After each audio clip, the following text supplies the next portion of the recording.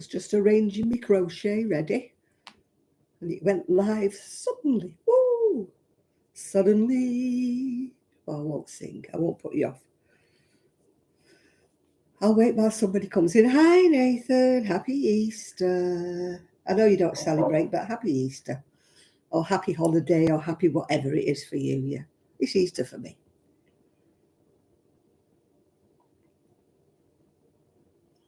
I don't mind a holiday, whoever's it is. I'm doing well. Not doing so bad. Blooming cold. I've put the heating up a few notches. Oh, that reminds me. I've got the heat pad in the microwave. Hang on. Let me get it. Oh, ow, ow, ow. Bing, bang, walla, walla, bing, bang. Ooh, ah.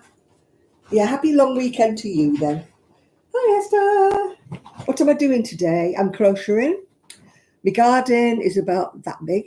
Some of them are that big, actually. And the weather is horrible. It's freezing cold, and it's been raining, and it's just not nice. So I haven't been out in the garage because I didn't feel like going out in the wet and the cold. I peeped at my flowers. I discovered a snag with my tomato greenhouse. Hi, Lizzie. My tomato greenhouse has got a slope like that. So in theory, water goes there, runs down. No, water goes in it like that, like a full nappy. So I have to go out and push it up and get rid of the water. How lovely. Oh, hi, Linda. Oh, it's horrible, isn't it? I don't know what it's like in Bonnie, Scotland, but it's flipping cold here. I've not been out the door.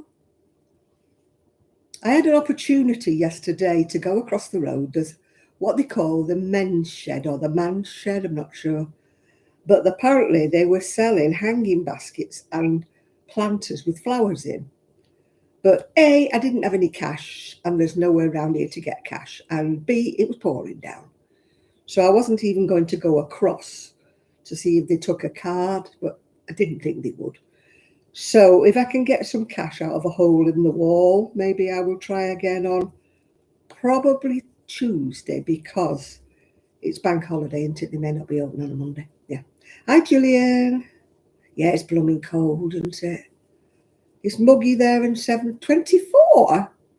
It's 10 degrees here, Lizzie. 10 degrees. Oh, dear. I don't know. Yeah, well, I'm doing a bit of crocheting. I'm on my second sleeve. It's not for me. I think I started it, yes. Yeah, I started it last week. Well, I've done one sleeve part way. As usual, I've only got so much wool.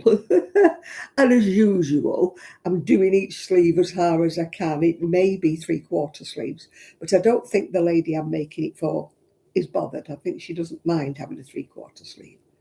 Whereas me, I cannot bear this bit of my arm to be cold. My cardigan, you can't see, can you? But my cardigan stops there, which means from there to my wrist is exposed. Can't cope. Can't cope. I think my cold sensors must be in my wrists, because if my wrists are warm, then the rest of me is warmer. But if my wrists are cold, I'm freezing. See, I'm wearing the shawl. I finished. Woo-hoo-hoo. Because I'm cold.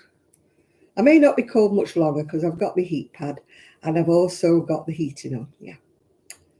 But I didn't go shopping this weekend. A lot of shops are actually honouring the Easter and they're closing tomorrow. A lot of shops, which is very good, which they should do. Everybody is entitled to follow their religion if they feel like it. I know not everybody is that way inclined, but I do believe in freedom of choice, and I do believe that you should be allowed to follow the religion that you choose. You shouldn't force it on other people. So if people want to be religious and close Easter Sunday, I am fully with them. Yeah, fully with them. So I did a bit of shopping beforehand, just in case. But so nothing I need. Nothing that I need. And if I need it, I will do without it. Yeah, I'm of that generation where shops did used to close, like they closed at lunch on a Saturday and they didn't open on a Sunday.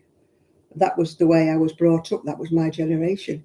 It was only in, other times that shops started opening on a Sunday. I don't know when it started. I can't remember. I know my dad tentatively said, my dad was like open all hours, if you know what that program was. It was, I swear he would have had me in on a Sunday as well. But I said to my dad, I'm not working 7 days a week. I said, I need to do my housework one day. Yeah, please hit the like button. Please, please, please, pretty please. And if you've not subscribed, please do. It's free. It's free to subscribe and it means a lot to me. Yeah, you do when you do the analytics and you look, and so many people who watch me are not subscribed. And it's almost like it's they think it costs or something. They think it costs money to subscribe. But it doesn't. It only costs money if people have these channels where it's like super chat and stuff like that and Patreon and stuff. That's when it costs money. But for normal people like me, doesn't get paid at all.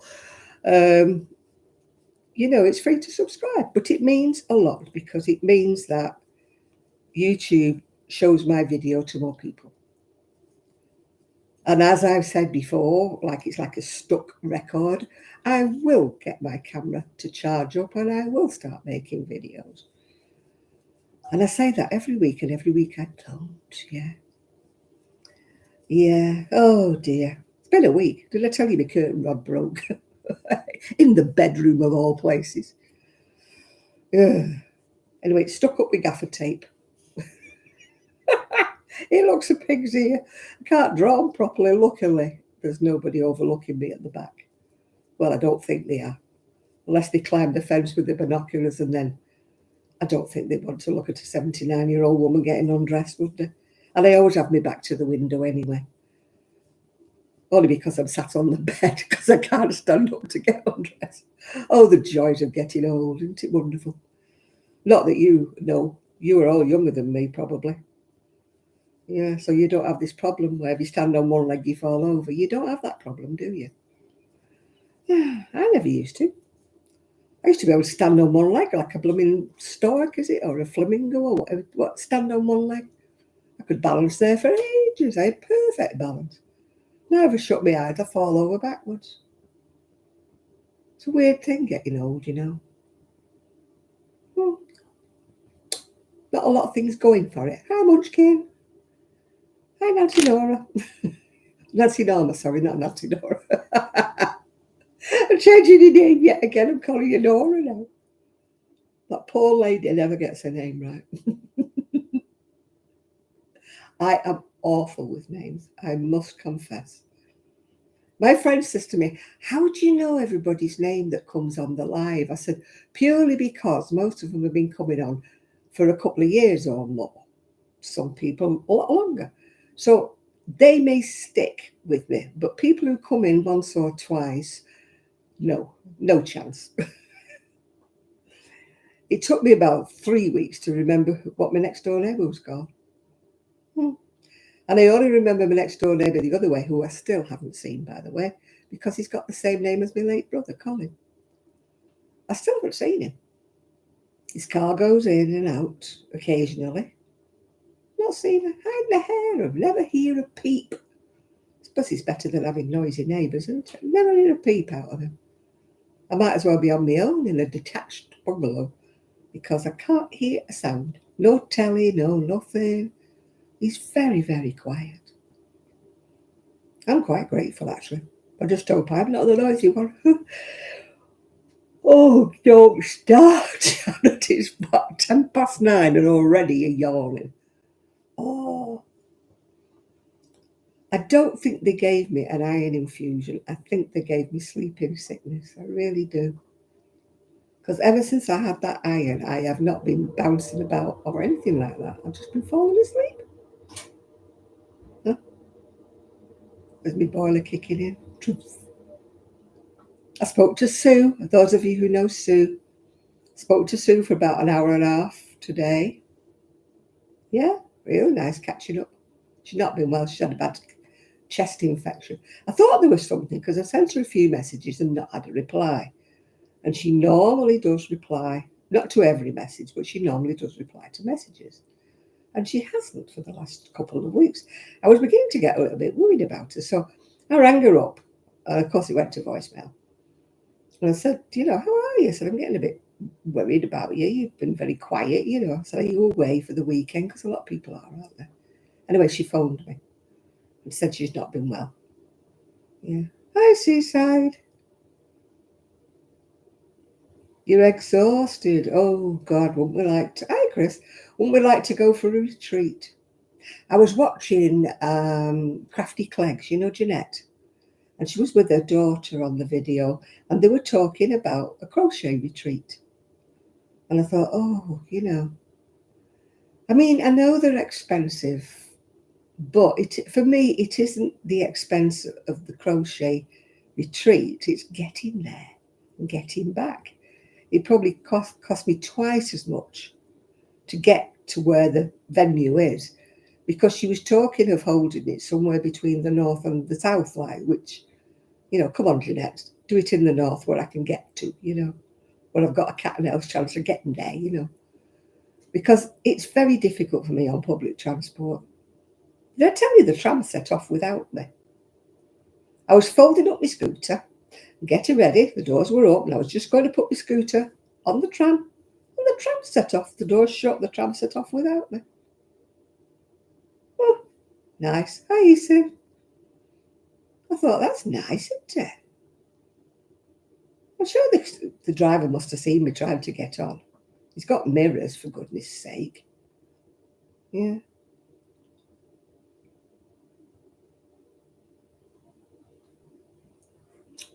So anyway, I've got a lovely friend. I sort of threw myself on his mercy and said, I wish you lived nearer, then you could come and put my curtain rail up. And he said, well, I'm away next week, but I can come the week after. So I won't have to pin my curtains together with a brooch and get undressed in the dark. Oh, it's nice when you have friends who are going to help you, isn't it? So, hey-ho. Right, oh dear. So what we're all doing today? Yeah, so I had 2 bits of good news today. 2 bits. One, my friend's going to come put the curtain rail up. That's not next week, that's the week after. But I've got to shorten the curtains in between. And the other bit of good news was I got asked the other week, do you want a knitting machine? Now, I did have a knitting machine given to me, but it's in pieces and it's in the garage. And the lady who gave it to me said it's been in the attic for about 20 years. So it wants a good service and a good clean. And I was moving, so I didn't get around to it. So it's still in the garage. Anyway, this lady said to me at Knit Club, do you know anybody who wants a knitting machine? But it's a big thing. It's like big in a cabinet. I said, oh, wouldn't mind. Is it working? Yeah, it's working. I just don't want it anymore. It's too big, in the way. So guess who's got it in her second bedroom now, which is now no longer classed as a second bedroom. It has now turned into Janet's workroom, because it's got the sewing machine in there. It's got everything in there. Got my buttons and everything. Anyway, she brought me a stack like that, a stack of knitting machine patterns, magazines. Brought me them, brought me everything. And then she said, I'll come again. I've got a box full of knitting machine combs. Yeah, fine. Bring them home. I'll put them in the garage. The garage is about a third done. So, but the knitting machine isn't together yet. It's the cabinet's in. I've opened it up. It's a silver reed, which is like the Knitmaster was. And if you don't understand, you don't understand. But it's quite an expensive machine, actually. When they're new, they're very expensive. I know because I got rid of one because my son said I couldn't keep it. So I got rid of one to come here. Regretted it ever since. mentioned it to a friend, and she gave me the one that's in the garage. Anyway, the one in the garage is going to somebody else, so it's not being wasted. Somebody else wants it, so, and they actually have had machines in the past, so they do know how to get them going and get them clean. It was a daunting task to me, cleaning all the needles and cleaning everything up. It was a daunting task, whereas this one's actually working. It's in full working order. So I've got it in my spare bedroom, which is not next to next door's wall, so he won't hear me going zzz, zzz, zzz, zzz, which used to irritate my ex-husband no end. But I used to earn money with it when we were short. Well, when I was short, because he never gave me any money. So I used to earn money on it to buy. My son was into, I won't say designer outfits, but he was into sweaters with a name, that were fashionable at the time. They're probably not fashionable now, but, Farah trousers and things like that were fashionable back when he was a teenager. And my ex-husband didn't believe in spending that kind of money, so he wouldn't get them for him. And, fancy trainers and stuff like that. So I used to knit on the knitting machine, sell the things I'd made, put the money on one side, and then I'd take my son for, clothes shopping, yeah. 5, 6, before I do an increase. So that's what I used to do. But with having the shop, it was dead easy. At the moment, I can't sell anything because I haven't got a web page and I won't go on Etsy. But when I had the shop, you see, I had the shop window, didn't I? So anything I put in the shop window used to sell, yeah. Yeah. Yeah, Farah, that's the one. Farah trousers and Pringle jumpers, yeah. My ex-husband could not understand, because he wasn't fashionable. He could never understand why Arian wanted these things, yeah. And I used to like him to be dressed nice.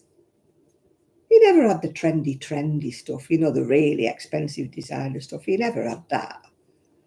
But I just wanted him to fit in with the rest of his peers, I didn't want him to be laughed at, because he wasn't wearing the right stuff, Oh, good evening, Connie.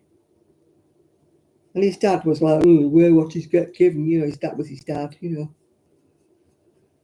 So I used to knit on the knitting machine nearly every night, but of course I got moaned at. I had the machine downstairs, and my ex-husband used to moan he couldn't hear the telly. Zit, zit, zit, zit. And then I took it upstairs and put it in the little bedroom at the front, and then my son said, I can't sleep, Mummy, you keep going zit, zit, zit, zit, zit.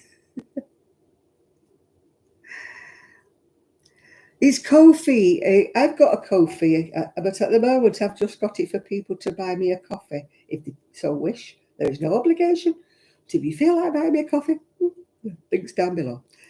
They do have a shop as well, a Ko-fi shop, but I haven't investigated what it's like because I haven't got the garage sorted out yet. It's about a third sorted out.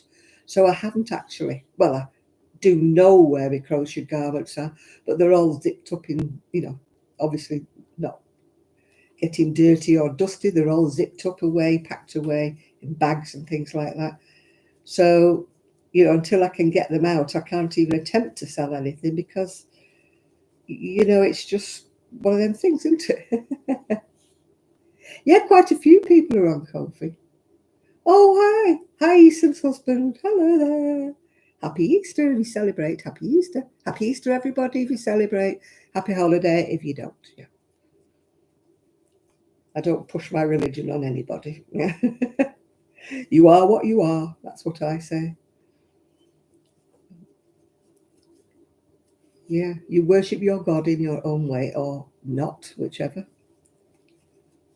I've never been one to bang on about religion. No, it's private, isn't it, to me?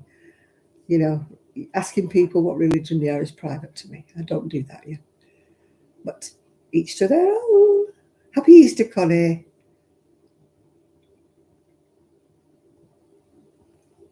Do you know, I've always had Nescafe Gold coffee. But this last lot, I don't like it. And when I've drunk it, I can't drink to the bottom because it's full of dregs and drains at the bottom. And I've never had that with Nescafe Gold coffee. think I got a dud jar, and I got a big jar as well. So I'm going to be drinking it for a while. I'm so glad he enjoyed the hello. It's free to say hello. Give us a wave. Hope you're all waving back. Wave, wave. I can't see you, but I know you're waving. Yeah. That's just confused YouTube by waving. I watched somebody called Neil Sean, and he goes out and about in London and that talks about different topics. A lot of it is Megan, but he talks about different topics, and he always says, give us a wave, and he always does the wave. So I'm doing the wave, copying him. Yeah. I watched Sheila today. She had a sister on with her. She went wrong so many times knitting that baby cardigan. I thought, she's not perfect. Or at least she goes wrong as well. She's not the only one. I thought, other people made the mistakes. So I thought Sheila was perfect, but no. She made many, many boo-boos in this cardigan she's knitting. And I thought, oh, she's human. Yeah. See another YouTuber got one of them chairs. Where's mine? Where's my chair? Excuse me. Where's my chair? Here. Where's my chair? I'll never get a chair. But having said that, I have been very lucky today. Very lucky. I got a knitting machine and I got the promise of somebody to help me put the curtain rod up. All I need now is the lottery, and that's 3 in a row.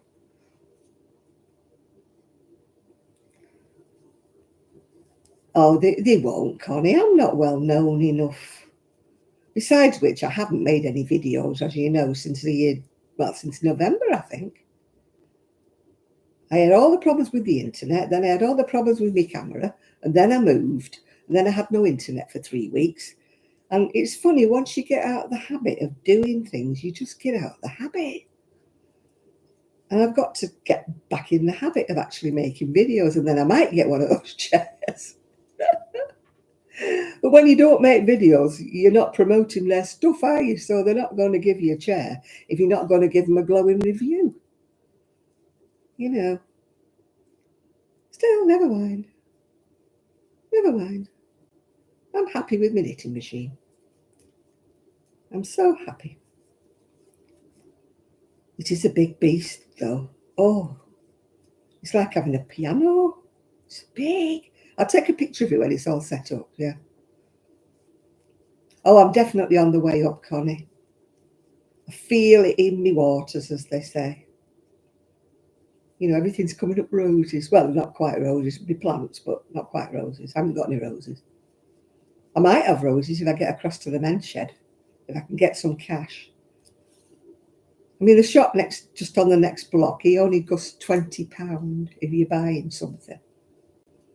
And the nearest hole in the wall is kind of, quite a way away. And I'm not planning on going down to Cleveland's this week. I'm staying away from the charity shop. I bought myself a lovely dress. Doesn't fit. Obviously, I'm a Manjaro failure because I haven't lost loads of weight. Anyway, I'm keeping the dress. It's not that much too small. It just won't go across the girls. It just won't button across the girls. And it's not the kind that you could leave it. It buttons down the front, but it's not the kind that you could leave undone, if you know what I mean, and wear a dress underneath it now. So hopefully by summer, it might fit me. I'm very optimistic. What do you say? Live in hope and die in despair. Other people lose stones on that Manjaro. I haven't lost anything. No, the post office is right down in Cleveland itself, and the bank's shut. The bank that I bank with closed down. There is kind of like a cash machine, but it's on the main road, which means I have to go. I live on the longest road in the world. It goes from Ever to Cleveland. Everybody keeps saying, "Gosh, isn't it along your road?" Yeah, I've got the virus. No, it didn't use all the cone. I've still got a bit left on the cone. Not much, but I've still got a bit left. So I'm wearing it today because it's cold. I've got my cardigan on as well. But I'm so cold. Because I decided I'd put a summer dress on, you see. You know, you think I'm going to make it be summer because I am so sick. Yeah, I've got five more cones in the garage, and the lady who gave me the machine said, "I've got a big box of cones. Do you want them?" Of course, yes, because I've got friends who'll use them up if I don't. Yeah, so I said yes, of course. Yeah.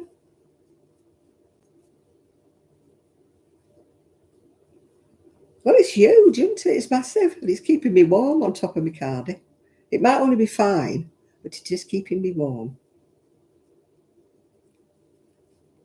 Yeah, if I can't use anything, I always pass it along. I mean, the other day I got a free gift with my crochet magazine, and it was one of those things that you put on your wrist and it dangles down with your wool on it, if you're going out anywhere. Anyway, I mentioned it at Knit Club, and a lady said to me, "Oh, that might come in handy when I go on my holidays," because she goes on coach holidays, and she said, "I sit and crochet while I'm on the coach." She said it might come in handy to stop my ball, rolling off somewhere. So I gave it to her. I hadn't even opened it. And this month's free gift was a long Tunisian hook, which might come in handy because I gave all mine away. So there's never anything nice.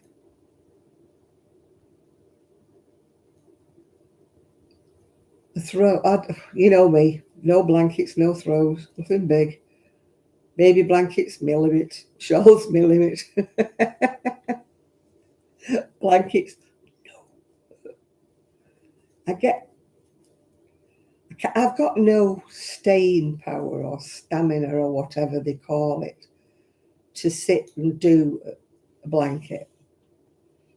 My concentration goes completely about part way. I might start with a will and a way and do about 6 inches, and that's as big as it will ever go because I get bored.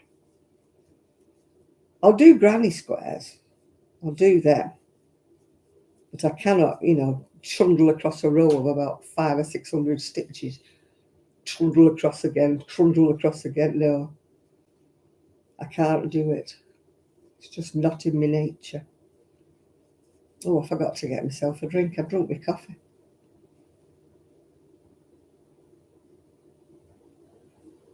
Have you looked at car rugs? Car rugs are normally in tartan. We used to have one, but the moths got it because it was wool. It was beautiful. It was in my dad's car. And of course, when he passed away, I inherited it, but the moths got it. Never had a problem with moths anywhere with anything, but they got my dad's blanket and nibbled holes in it. Yeah.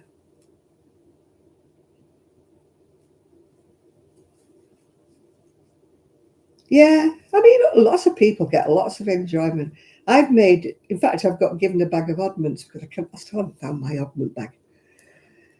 A lady at Knit Club gave me 2 bags with odd balls in, odd bits in, but I couldn't. My printer's, I'm having trouble with my printer. So I found the pattern on my PC. Would it print? No, it wouldn't. My PC is not talking to the printer. The printer's working fine. It'll do a test print, do everything, but it won't print a PDF from. I don't know why. And my friend, who's normally really good with that sort of thing, couldn't get it to work either. It's something to do with being ethereal and not Wi-Fi. So my PC isn't Wi-Fi. So that's why But I didn't think my printer was Wi-Fi. And my printer used to work perfectly at the other house. It's only since I changed the internet provider that it's not working anymore. And I wish I knew all the people I used to know. In fact, when I lived in Prestwich, there were so many people I could call on to do little jobs for me. And I mean, even now, the bloke who's coming to do my curtain rail is somebody who lives miles away. But I just threw myself on his mercy, and luckily he's retired now, so he said he would come, you know. So, yay! Thank goodness for people and friends. Granny Square cardigan, next to selling them for £74, I think. Granny Square. Oh, thank you, Chris. Yeah. Find you a lass. I can't even find a bloke for me, love. I think my bait's gone off, yeah. It won't be, well, it won't be proper granny squares. It'll be them machine done ones. Have you seen the machines that do them? You can tell they are because they're flat and they're thin. They look like granny squares at first glance, but when you turn them over, they had some in that, you know, that new shop in Cleveland that opened, that Mill Stores. They had like a long waistcoaty thing there. And I thought, oh, that's a bit cheap for a granny square. But when I felt it, it was paper thin. Not like, you know, proper crochet. Paper thin it was. And when I turned it over, you could see all where the stitches were all like. Anyway, I watched a video of a machine doing that, and they look all right from a distance, but they're like floppy, flimsy. It's like thin cotton that they use, you know, like you where you buy a sweater, a thin machine knitted sweater. It's like that, yeah. Oh, we do say lass. Come here, lass, yeah. Our local drunk who walks up and down all day long with a can. He calls me Queen. If he sees me, hello, Queen, how are you doing? Oh, yeah, I'm fine, thank you. I'm going to get me a buggy like that because I had my big scooter. I'm going to get me a buggy like that. I said, you don't need one, love. I said, you can walk. Hi, Enid. They do, Connie. They look like crochet until you get up close. And then they're sort of spider thin. Yeah. Yeah, he calls me Queen. He doesn't know a crochet. I've got a mug somewhere that says Crochet Queen that somebody bought me. Can't remember who. One of my subscribers sent it to me. It said Crochet Queen. Yeah. Yeah, but he calls me Queen. He calls me, are you all right, Queen? I said, yes, I'm fine, thank you. My next door neighbour says she's been here 4 years and he doesn't speak to her. I said, aren't you lucky? He's the one that wears pyjamas, by the way, Disney pyjamas and pink fluffy slippers with a can. But he's harmless, yeah. Hi, Jeannie. Or Jean, I should say, not Jeannie. He's a harmless little soul, you know. Sometimes he's a little bit worse for wear and he falls into my railings, but, you know. But I don't mind if they're quiet drunks, you know, and they just fall over quietly, yeah. Yeah, he's obviously, he's earmarked, Seaside. I've got him earmarked. I don't mind anybody doing whatever they want. It's when they inflict themselves on others. Oh, I always get the nutter on the bus, Connie, yeah. I always get the odd ones. The odd ones will always talk to me. Like I said, next door, he's never said a word to next door. Yeah, he speaks to me every time he sees me. Hello. Hello. No, I don't mind if people are drunk or people are whatever they are, as long as they don't irritate everybody, get aggressive, start punching windows and, you know, doing stupid things. If they keep themselves to themselves, it doesn't bother me. They can do whatever they wish. You know, it's when they get drunk and nasty and they start punching windows out and, you know, scoring up to people in the street, you know. Oh, I can still pull them. If they're oddballs, they're mine. You know, I always get the nutter in the pub. Yeah. When I used to be, even when I was younger, my ex used to say to me, I can't leave you a minute because when I come back, you're talking to somebody. I said, I am not talking to somebody. They are talking to me. He said, yes, but you speak back to them. You encourage them. You smile at them. I said, well, I'm just being pleasant. Somebody starts talking to me, I'm not going to turn me back and go, you know, yeah. I always got the nutter in the pub. I got the nutter in the pub. I get the nutter on the bus. Yeah. I had the guy on the train once that insisted on showing me every label in his clothing, including his shoes, because he only ever bought anything that was made in England.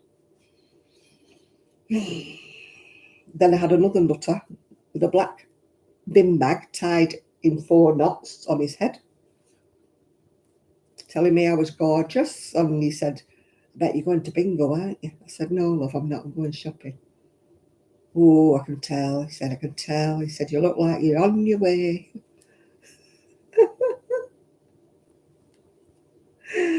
Oh, dear. And then he said, you've been such good company. Which bus are you going back on? He said, because I'll catch the same as you. I said, oh, so I'm not coming back tonight, so I'm staying out for the night. So when I was at the bus stop, I'm like, making sure he wasn't there. I'm talking about getting the nutters on the bus that always talk to me. That's who I'm talking about, yeah. They make a beeline for me. And everybody else heaves a sigh of relief when they sit next to me, yeah. And everybody else is having a hilarious time. They're all laughing. She's got the nutter. Mm-hmm. But as I say, my ex said, it's your fault. You keep smiling at him. Yeah. Oh, we have nutters on the tram here, yeah.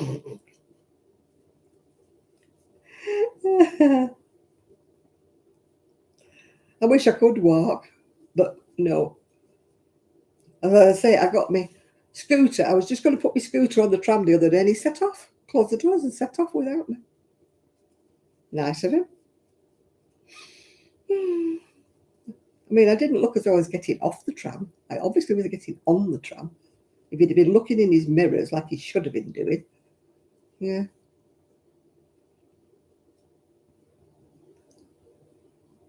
Oh, I've got to go for my eyes. Something about my eyes. I thought my eyes were done. I've got to go for an eye test at the hospital in May for my peripheral vision. Whatever that may be. I think it means can you see out the sides of your eyes, yeah. I wish I could walk because there's a massive charity shop, thrift shop to you in America. Massive charity shop opened in Cleveland. I can't walk around it. I walk a few rails and it's all arty-farty, it's all posh, all done in colours, you know what I mean? But they don't do them in sizes. Me being a big lass, you know, I want to know where the big ones are, you know, instead of having to go through all the little ones to find, one my size, like, oh, another one my size. Do I like them? No. But after you go up and down and up and down and up and down, my back starts to hurt and then I have to come out, yeah. He must have been like me then, Linda. I get the strangest ones, yeah. It's shut down. No, this one's massive. It's like a massive big store. Beautiful when you walk in. Rails of lemon, rails of red, rails of... But are they my size?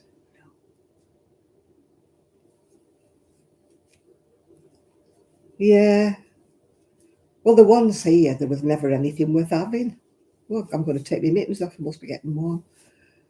There was never anything worth having until this one opened. And it has got some lovely stuff. They're a lot of the stuff is okay, but some of it, they're a bit out there with the price, you know. And I'm like, it's not a designer label. It's just, you know, why have you got £8.50 on this top? You know. And I'm like, no, put it back. I'm not paying £8.50. And yet you get to the next top that looks equally as nice and it's £2. You know, you can't work it out. I don't know who does their pricing, but they're not consistent. They're not like, oh, all tops are so much or all, you know, dresses are so much. They're just up and down with the prices, yeah. There was definitely no crochet blankets in this thrift shop. Because I asked her, did they take any handmade things? Because I had my cardigans, you know, the ones that I've worn, I mean, I don't want. And none of the charity shops will take them. They don't take handmade things because there's no washing clothes instructions and there's no label with the size, so we don't know what to do with them when they come. Okay. So if you want anything handmade, don't shop in Cleveland's or Fleetwood because they don't want them. I don't know whether that applies to blankets as well. I don't know. But if it doesn't have wash code instructions on it and it doesn't have its size on it, they don't want it. But we don't know what to do with it when it doesn't have a size. Got to tape measure it. Wash code instructions. Unless it's pure wool, stick it in the washer, it's fine. No, they need wash code instructions. Why? Not many people actually read them, do they? Hiya, baby. Happy Easter to you, dear, as well. I mean, how many people actually sit and read washing instructions? My throw, or whatever you want to call it, in my bedroom, it's purple satin and it's all different. It's imitation patchwork. Well, it is patchwork, but it's not posh. I've been washing it for years. I read the label the other week just to see where it came from because somebody asked me where I got it. And it was dry clean only. I've been washing it for years, yeah. Yeah, they won't take them, will they, Jean? Yeah. So you can't even, these people who say, oh, I buy sweaters at the thrift and then I undo them and redo them. Well, you wouldn't get any around here. You wouldn't get anything you could undo and redo. But I've got one or two cardigans, that's way too big for me now. And I don't know what to do with them. They're not good enough to sell because they've been worn. And they look as though they've been worn, but there's still life in them.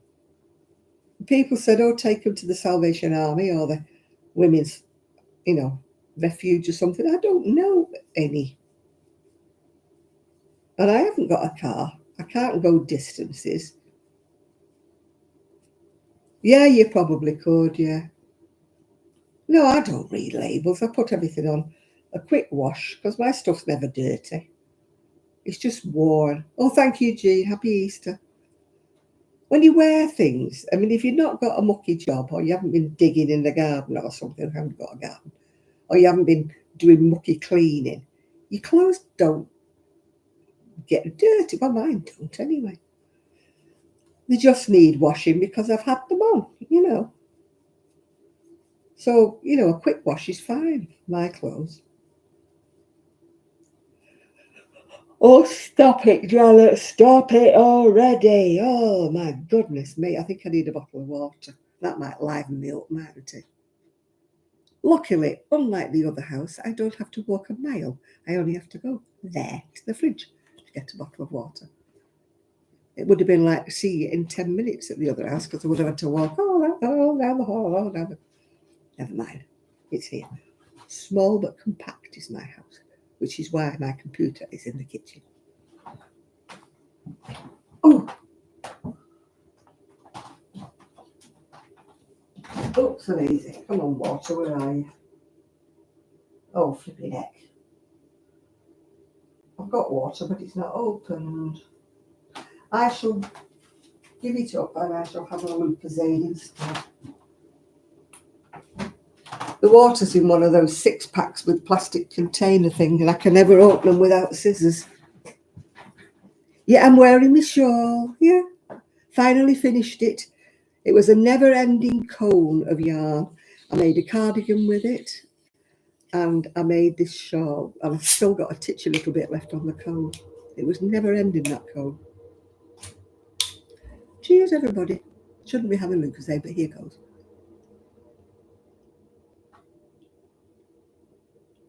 I do like a bit of Lucozade orange.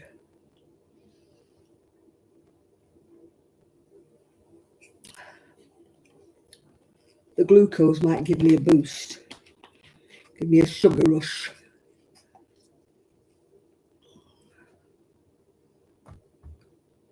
Yeah, you see, they sell it anywhere else. People, on YouTube. I think it's got glucose in it, Chris. I don't know about electrolytes, yeah. Oh, they sell handmade, do they? Yeah. No, they don't. You see these videos, don't you, on YouTube? Oh, I buy these sweaters in the thrift. And then I unravel them and I make them into something else. And I'm like, you wouldn't do it over here, mate. Because you can't get them over here. The camera's too high. If Shad comes on, he'll want a seat necklace, won't he? No, we don't have corn syrup, I don't think. Probably because we don't grow corn, I don't think. So I don't think we have. I don't know what they use over here, but I don't think it's corn syrup. It's probably aspartame or something, which you shouldn't have, yeah.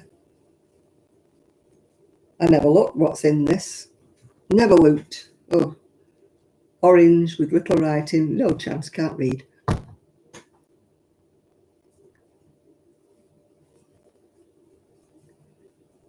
I like sparkling water, but I've got like 6 bottles and they're in a plastic cling container.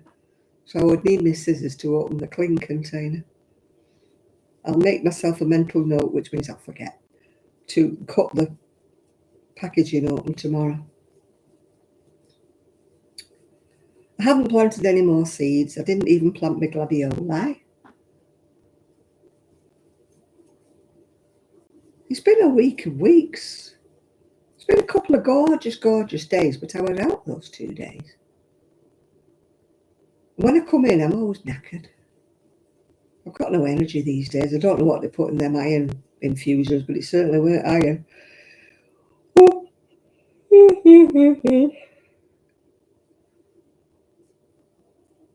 No, they wouldn't have them here. They wouldn't. I always admire people, baby, that can do paper piecing and quilts, but I know I would never have the patience at all. I'm a sort of not instant gratification person, but I can't do things that take me forever, you know? It killed me doing that at Granny Square blanket for my daughter-in-law. And then I finished up with it. She didn't take it. And it's pink. So it's hiding. Yeah, you see, they won't have them here, Linda. They just won't have them. I've looked. And I love watching people do it. You know, the paper piecing. I watched, what's she called? The Last Homely House. Kate, I think she's called. The Last Homely House. And she does some absolutely fabulous quilts. But I know I just would not have the patience. And the girls at Knit Club, a couple of them, they're into patchwork and stuff like that. They buy these, what's she called? Oh, God. They buy these special prints from somewhere, you know. It's not Laura Ashley, but it's something like that. And she brings out these collections of fat quarters and stuff. And they're always getting them, yeah. And they're heck of a price. Because it's quilting cotton and it's different, isn't it, than ordinary cotton? But it's very expensive. It's not a cheap hobby, Chris. Not a cheap hobby.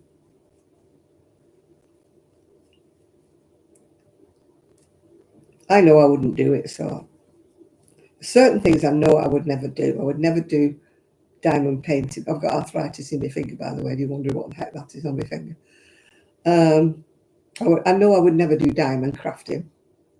I know I would never do watercolor painting or anything like that. I know I would never do that. And pottery, no, because I had to go when I was at school. And everybody else managed to make a pot of some description. Mine was all over the place and splattering everybody with clay. No, so that was not a no. And, you know, that kind of sewing. No, I don't think so. I've no patience.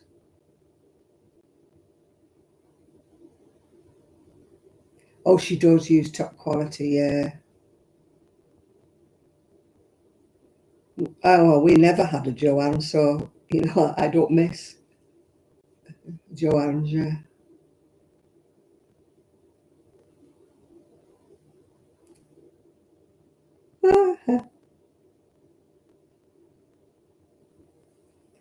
It's not, I probably could do it, but you have to be enthusiastic about a hobby and you have to want to do it. Otherwise, it's not a hobby, is it? Yeah.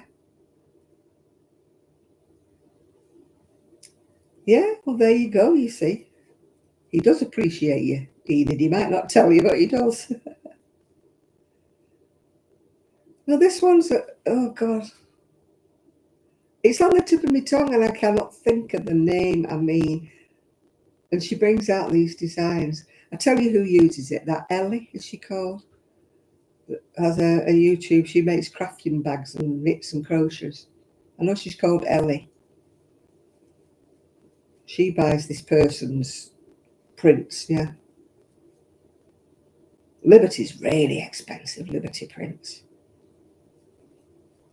terribly, terribly expensive.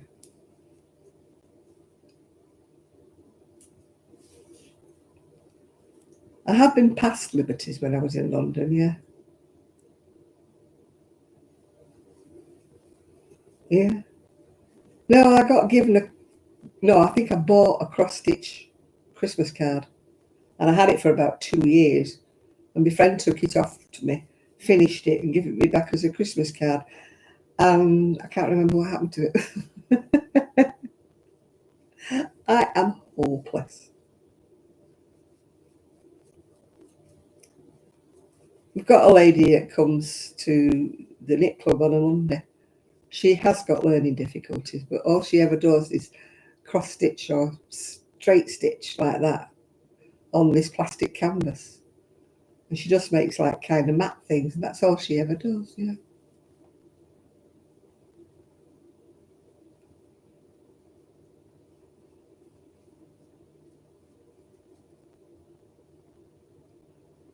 Oh yeah, it was hard work. Everybody said, "Oh, I'd love a wool shop," and I'm like, it's not like you think it is. It's blooming hard work.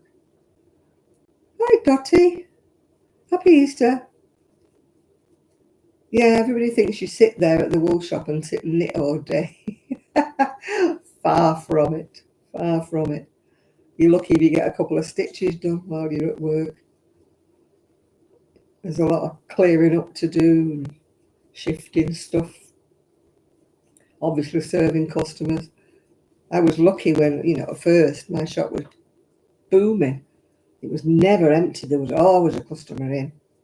So you never got time to sit down and do your knitting.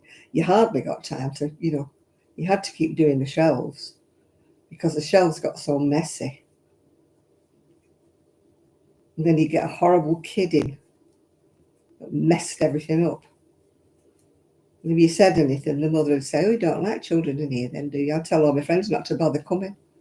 And I'm like, "Yeah, you bring a kid in with ice cream. Thank you." Well, I gave it him to be quiet while I picked a pattern. Yeah, well, watch what he's doing. He's wiping it all over the wall. Oh. I said, "Would you want a ball of wool?" I said, "with ice cream wiped all over it." "Well, no." I said, "Well, keep your kid from doing it then." "Well, I'm not coming in here anymore if that's your attitude. You obviously hate children." How am I feeling with my iron infusion? Tired, actually. I think they give me the wrong stuff. I certainly am not bounding with energy at all. And I've just gone wrong because I've put one treble where I should have put two trebles. Ha, ha, ha. But unlike some people, I will not just leave it. I will put it right. I love it when people say, "I made that big mistake. Does it show? Can I carry on going?" Like, no, pull it back. It looks awful. Pull it back. And some people are saying, "No, nobody will see it. And it's glaring. They've only got about 2 rows past." And I'm like, "No, pull it undone. Don't leave it like that."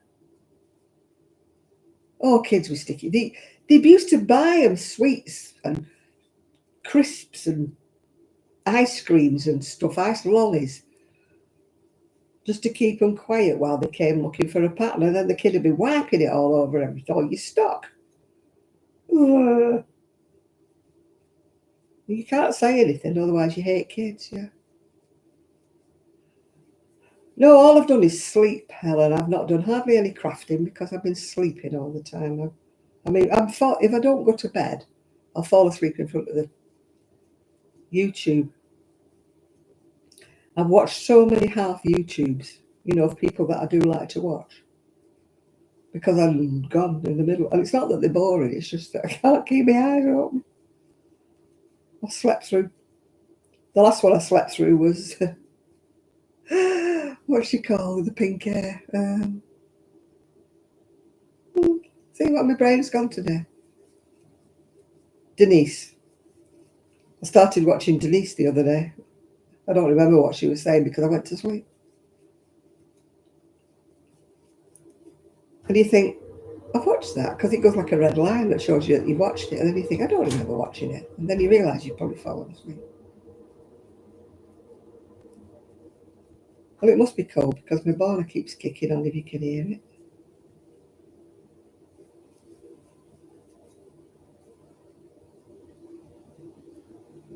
I've got to get some more eventually if this doesn't work, yeah.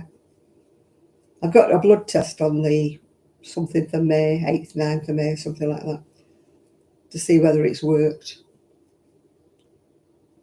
I don't know why my body doesn't absorb iron. It just doesn't. It didn't when I was pregnant. It didn't before.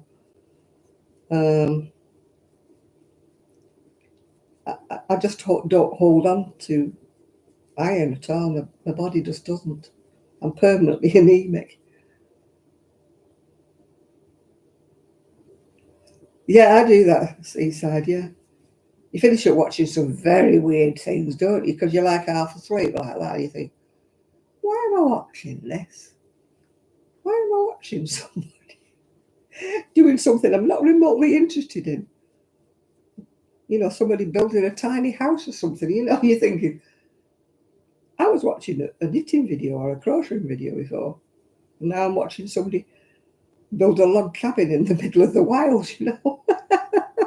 And then you wonder why, don't you?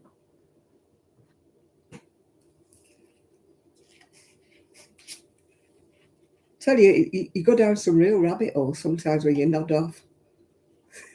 Luckily, nothing too, remote.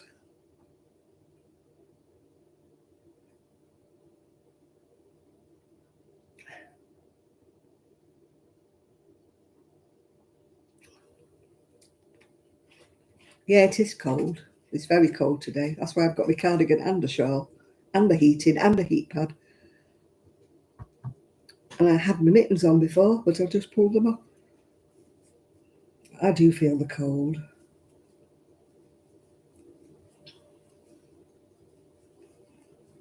And it's not a cold house, so I don't know why I feel the cold. It's funny. I know it's 4 years ago, but when I was in my old house, I've never felt cold at all. I used to have the patio door wide open for the dog, and I never felt cold. Since I moved over this side to the coast, I've been freezing ever since. It snowed. Oh gosh, no, I don't want any snow. Although it snowed at Easter once before. My dad got a brand new car one year and it was red. And they decided to go to Wales for a few days. And he took a picture of the car because it was red against this snowdrift. And that was Easter, yeah. I don't think I've still got the photo. I don't know what happened to the photo. But it was his pride. Oh, I think I know what happened. I think he took it all.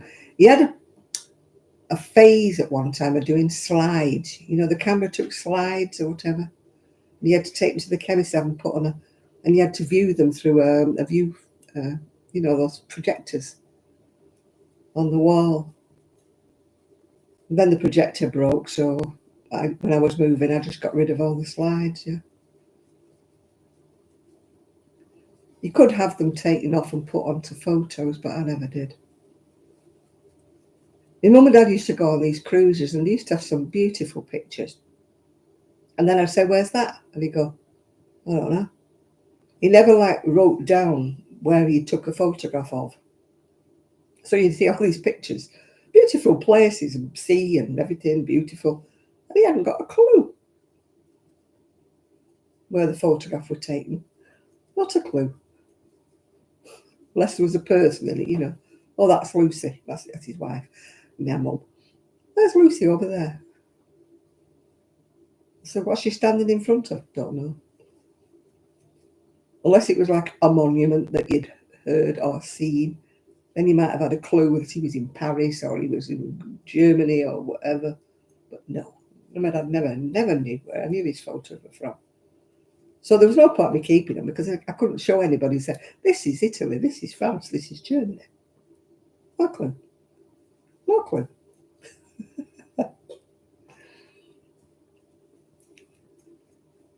And I didn't keep the ones that were of my wedding. I didn't bother with them. I've still got my wedding album somewhere. It's black and white though, it's before colour. That's how long I've been married. And I was married, yeah. It was a black and white album, no colour.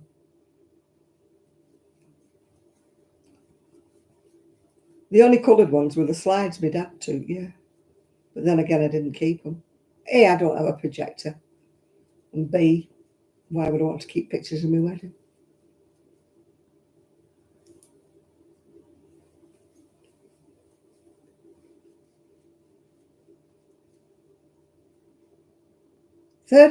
people, 36 thumbs up, 41 people. Not bad, not bad. There's only 5 people that's lacking today. I'll turn them into a nag, aren't I?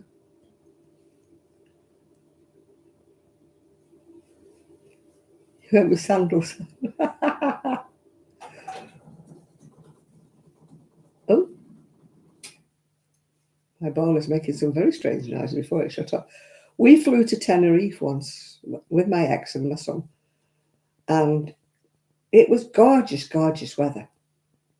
And when it was time to come home, they said, oh, the plane's been delayed. You've got an extra day because flights can't come in. There's been a problem at Manchester Airport. I thought, oh, that's odd. So because there was no flights coming in to Tenerife, we couldn't go home. We had to wait for one to be turned around and then come home. So we didn't have anywhere because our room had been sort of like rented out because we was, staying in this hotel. Anyway, fortunately, some friends of ours took pity on us and said we could kick down in their apartment because they had spare beds. So we did. And so the next day we gets ready, right, you're going to the airport now, right, the plane's arrived. Yeah, okay, fine. We landed at Manchester Airport and it was like about 6 foot of snow. My ex is in his shorts, yeah, shorts and sandals, like you say. And I'm there in sandals, but at least I had a dress on and a cardigan because, we've been to Tenerife. It was cracking, the flags were set up. Anyway, fortunately, my dad was meeting us at the airport and my mum had enough sense to put her winter boots in the car for me. My dad put a pair of his shoes in for Alan. My poor son, he had a pair of my dad's socks on top of his little sandals, like. And she'd sent coats for us all. And then when we got home, I said to my husband, have you got the key? He went, no. I thought, you had the key. I said, no. I said, the last thing I said to you before we went was, have you got the key? And our door was one of those you just pulled it to. It was at Yale, yeah. So we were there at 3:30 in the morning. It was snowing and we were locked out. So my dad's like, well, you'll have to come to our place. I said, no, we'll get in. So I had to push Ian. Luckily, one of the windows, we could manage to open it. There were old windows in those days, the old wooden windows.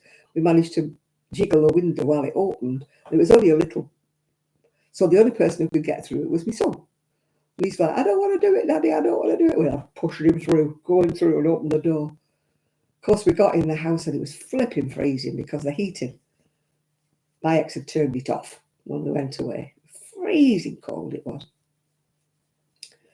So we were there trying to find hot water bottles and stuff and trying to get into bed because it was like 4:30 by this time in the morning.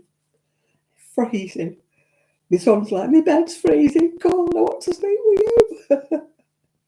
What a holiday that was. I don't know. So ever since then, I've always made sure I took a coat.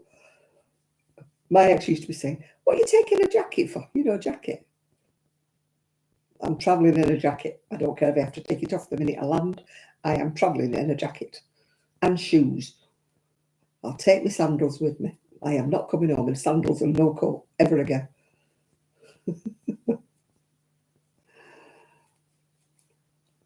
Because Manchester is always either raining or it's freezing. You've done your thumbs up. Thank you, Dottie. Yeah. Thumbs in the air and I don't care. I don't know how long this sleeve's going to be. Probably be 3/4, but she doesn't care. I've done the bands and I've chosen the buttons, so that's all done. I've just got to do the bottoms of these sleeves and finish the sleeves off, so they might be 3/4 sleeves because I only had 400 grams of this wool. So we shall see what we shall see. And then I really need to make something for this lady who gave me the machine. She does crochet, but she only crochets toys and bits and bobs. She doesn't crochet cardigans or anything. I don't think she wears a shawl. Otherwise, I could give her one of the, I've got some shawls made up that were, for sale in the garage. I keep saying in the shed. It's not the shed, it's the garage. I was supposed to go in today, but it was so cold. And there's only one little tiny window, so to get any light in the garage, I have to open the main door and take the scooter out so I can see what I'm doing and move about in there. And I thought, no, it's too cold and wet. I didn't want my scooter out in the rain, and I didn't want me getting colder and wetter. And I mean, I wouldn't have got wet, but it would have been cold, you know what I mean? So maybe tomorrow or maybe Monday, because there's no knit club on Monday because it's bank holiday, yeah. So, just pray for a bit of sunshine. I don't know what the weather forecast is. Good evening, Sina. It is Sina, isn't it? Not Sina. Sina. Yeah. Oh, everybody else probably goes to Tenerife and it's fine. It was just I came back in snow. It's my own fault for having a late holiday. I think it was November, I think we'd gone. It's my own fault for having, we'll have a late holiday. That was when I was a bit more, not wealthy, but, we had a bit more money to spare. We used to go away on holiday then. In them days, we used to go abroad. Can't remember when I last went. I think it's about 15 years, I think, since I last went abroad. I haven't got a passport anymore.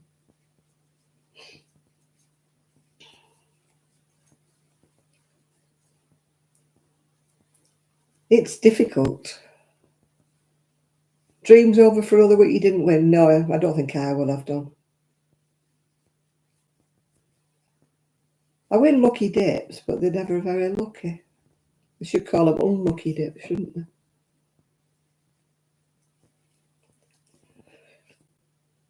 I'm one of these people, Seaside, if the sun goes down, I go cold. It doesn't matter how warm it is, how hot it's been during the day. It can be 90 degrees during the day. But the minute that sun goes in, I'm cold. I'm weird like that. Always have been. It's not just now that I'm anemic. It's just, I've always been the same. I get goose pimples when the sun goes in. Everybody's going, oh, come off it. You can't be cold. Don't be daft. And I'm like, just feel me. I'm freezing. And they go, bloody hell, you are. Told a friend of mine who has regular, really hot flushes. She always says, Janet, give us your hands. And I have to put my hands on her because I'm always so cold. But she's always roasting.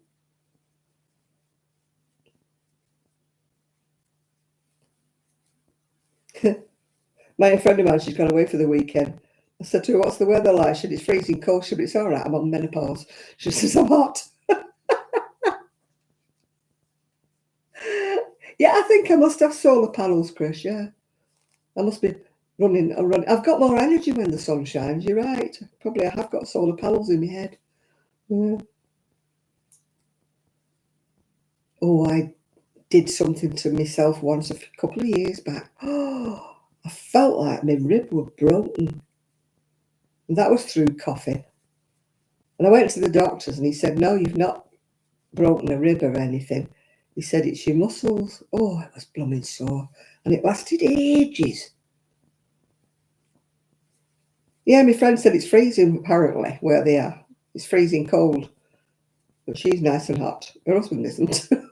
But she's nice and warm. Because she's on the mental pause, yeah.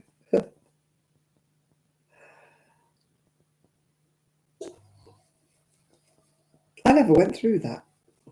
Never went through it. Yeah, they call it intercos. It's something to do with the space in between your muscles or something. It's that gets inflamed. And it's a space in between. And because they're rubbing together, your muscle and your rib or something's rubbing together. That's why the pain is, yeah. Yeah, it was. She's fine on her holiday. Her husband's cold. I watched a comedian, she's called Etta May. She's American. And she said she was going to hire herself out during, the menopause when it was, she said, if there's any frost and snow on your path and your steps outside, she says, I'll come and take all my clothes off and roll down them and defrost it all for you. Sure, I could earn myself a few bob. Sure, I might get a few funny looks, but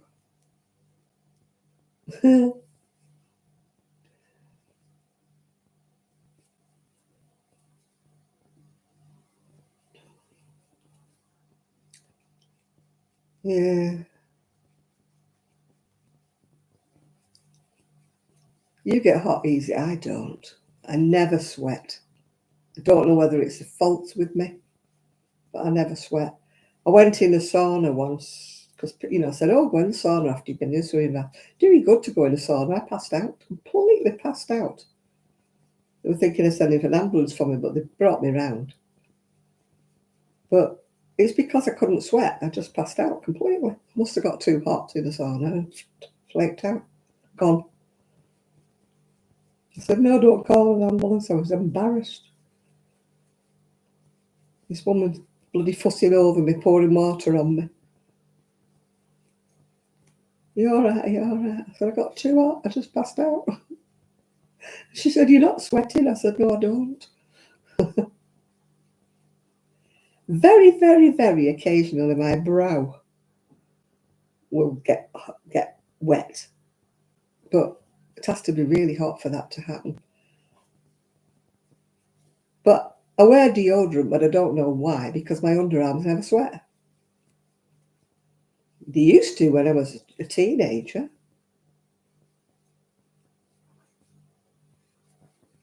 But I don't know why I don't sweat anymore. I don't. There's a name for it, I think. Why you don't. If I do get too hot at all or in bed or anything, I'll just pass out.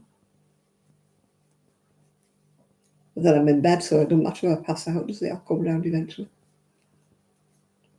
Very occasionally I have to stick a leg out of bed when I get too hot, yeah. Not very often, though. I'm one of those that, if the cover's up here, like I can't stand a draft anywhere near me. I'm like a sausage roll in bed, like rolled in my duvet. Can't share a bed with anybody because I hog all the duvet. I have a double bed and a king-size duvet, and it's wrapped all the way around me because I cannot stand any slight bit of draft anywhere near me.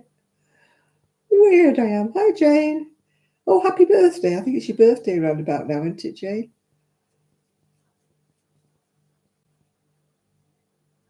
Well, if he's like me, then probably he doesn't sweat. But unfortunately, I'm not royal. No, I just don't. If you ever see me dripping in sweat, I'm ill. The only time I sweat, really, really sweat, was when I had COVID. I used to wake up as though I was in a bath. I was really absolutely drenched when I had COVID. I was really ill. It was when COVID first came out, they didn't know I had COVID.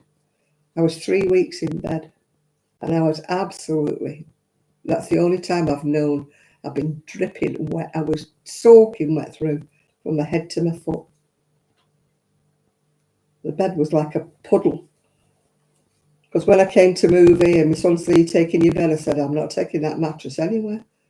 You could see where I'd laid. It was like when they draw chalk marks around a body, when they find one they draw around it, these homicide things, yeah? That's what my mattress looked like. You could see the outline of me on the mattress. I'd ruined the mattress.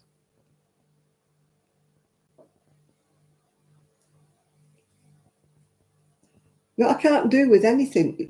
My neck. I cannot wear a dress or anything with a scoop back. Do you remember the fashion when sweaters with V backs were the fashion? I couldn't wear them. Couldn't wear them at all. Can't do with the back of my neck being cold. I'm a weirdo, I know. It's hard work being weird. Hard work.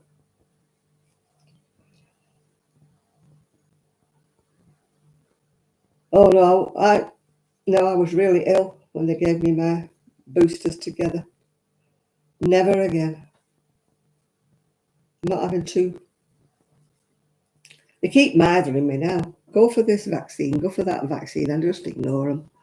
They send me messages all the time. This is your surgery. You are due this, you are due that. And I'm like, go away, I don't want to. I'll take my chances. Don't want no more. Had enough.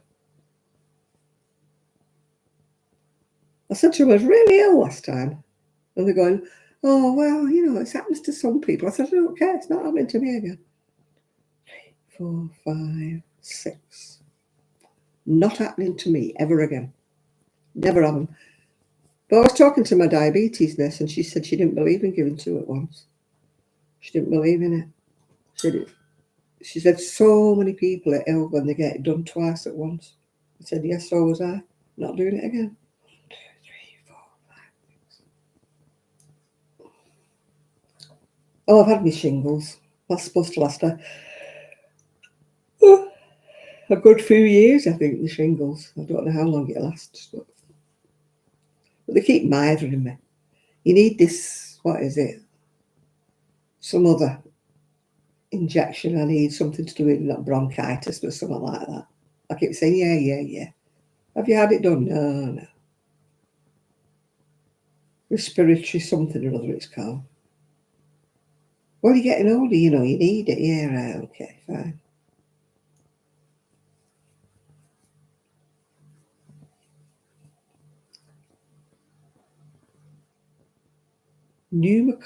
That might be the one that they keep trying to give me, that pneumococcal vaccine. Ooh. Ooh. It's something to do with getting respiratory disease or something. But I just ignore them. And every time I go in, they go, have you come in for that? No, don't come near me with that needle. I don't want it. I've come in to get my bloods done, not to have you taken.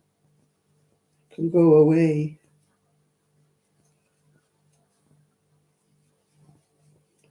I'm like Tony Hancock and the blood donor. You're not taking an armful out of me.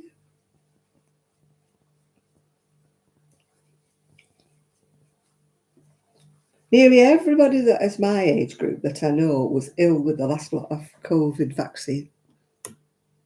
So there was something about it. I don't know what it was. But it was one that I hadn't had before. I forget what it was now. But I'd always had the other one. And they gave me this one last time and I was really ill with it.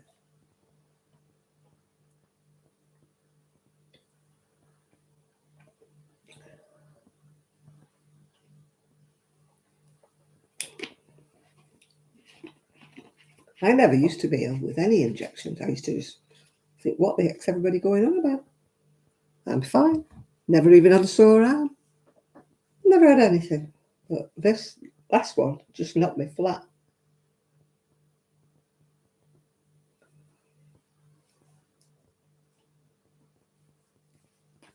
I have my flu jab. I will have that. That's the one I will. Hello, Autumnly. That's the one I will have, my flu jab, but don't come near me with that COVID. Because I'm not having it. I'll take my chances. I'm not a social butterfly. I don't go out in crowds much. You know, just do a bit of shopping and go to a knit club, and that's all I do really. I don't go clubbing it, pubbing it, out into crowds like football crowds and stuff like that. I don't go anywhere where it's crowded.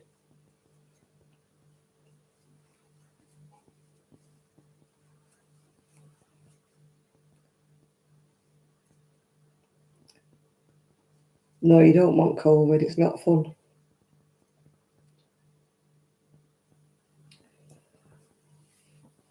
I actually worked with pneumonia. He called it walking pneumonia, the doctor, when I finally went and said, I don't feel right. And he said, have you been working? And I went, yeah. He said, you've got pneumonia. He said, you're infectious. He said, you shouldn't be working and coughing over people. I didn't feel that bad, actually.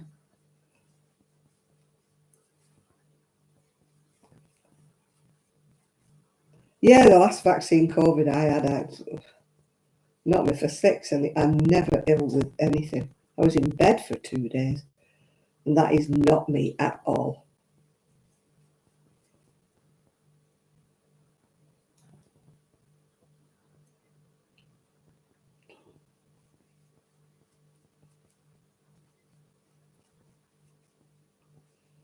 I don't have asthma. I have allergenic asthma. I'm allergic to strong perfume. My daughter-in-law used to wear Ghost or something, is it? Or something like that. Oh, gee, every time she put it on, it used to set me off. And especially if I was in the car with her. I couldn't breathe.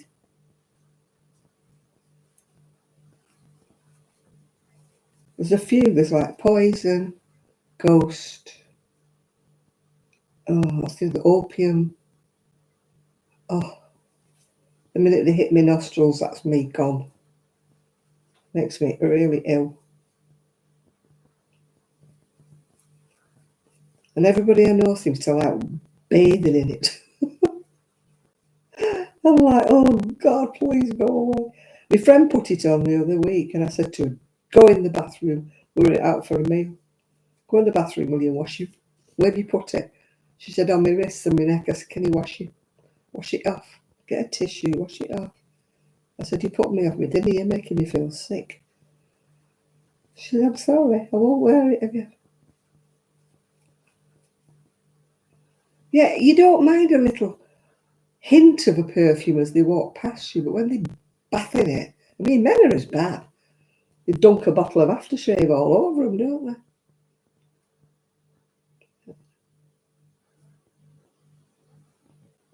The great smell of brute. Do you remember that advert? Ugh. And that eye karate, whatever it's called. Dear Lord above. And Lynx. Oh, horrible. Horrible.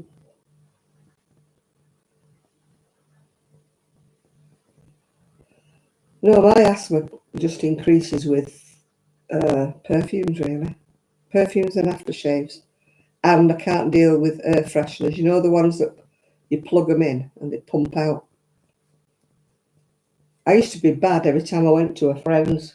And then I said to her one day, I can't see it, but I said, have you got one of them, air fresheners that out every few minutes? And she goes, yeah, why? So where is it? She said, behind your chair. I said, I said, I can't breathe. I said, next time I'm coming, can you unplug it for me, please?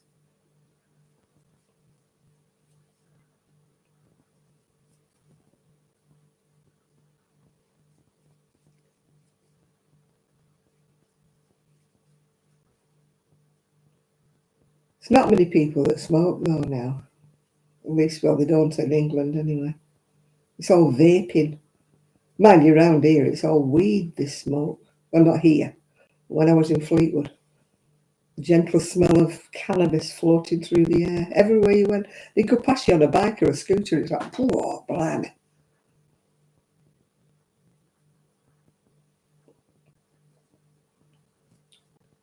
Never smelled so much cannabis. I've been in Moss Side, you know, where all the West Indians live, and I still didn't smell cannabis like I smell it in Fleetwood.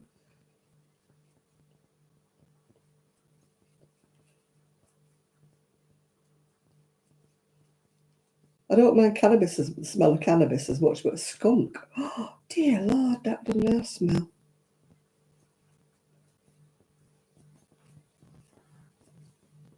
As I say, I've been to West Indian carnivals and that. It's not been as bad as living in Fleetwood.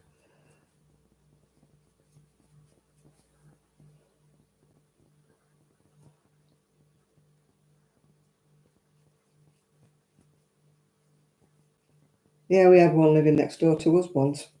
He used to smoke it outside my son's bedroom. And when he went out with my son and said, "Do you mind?" He said, "Well, I'm not allowed to smoke it in the house because we've got little ones." And she said, "Well, go around with it. Go somewhere else and smoke it." He said, "You're right under my bedroom and I don't want to smell it." He said, "I like my bedroom window open." Oh, sorry, mate.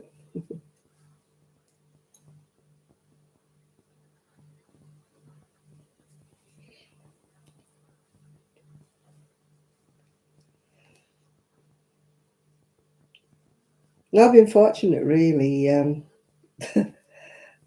My ex-husband used to smoke when I first met him, but he stopped smoking when my son was born. And a friend of mine came in the house one time and he says, "Where's your ashtray?" I said, "Outside." He went, "Oh, you one of them, are you?" I said, "No smoking in the house, please." And that was long before the smoking ban, pubs and that.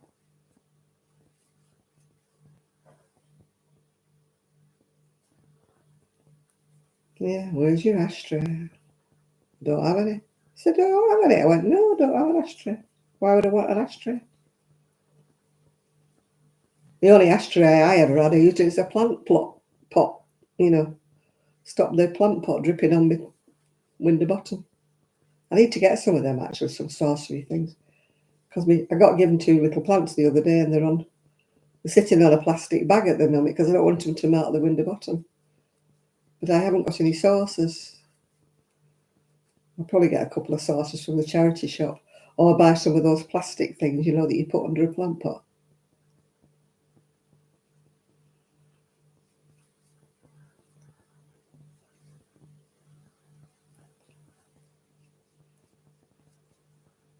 No, it's not legal to smoke anywhere in the UK, anywhere indoors. And even hospitals have got a sign saying, "Please do not smoke outside the door. Please walk to the." They have like bus shelters at hospitals outside where people who smoke have to go and sit in there. When you walk past them, you know, on your way into the hospital, oh God, they stink. Yeah, they've started to try to ban it outside of pubs and everywhere now.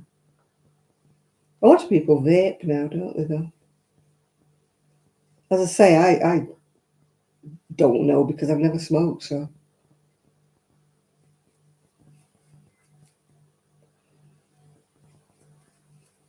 no, it wouldn't be legal to smoke them. Uh, Wacky backy.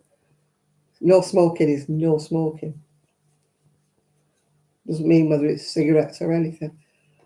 I don't think they ban vaping in the pub, inside the pub, but they don't ban vaping outside the pub. Oh, party pooper Linda. It's usually me. Solid asleep. Good night, Linda.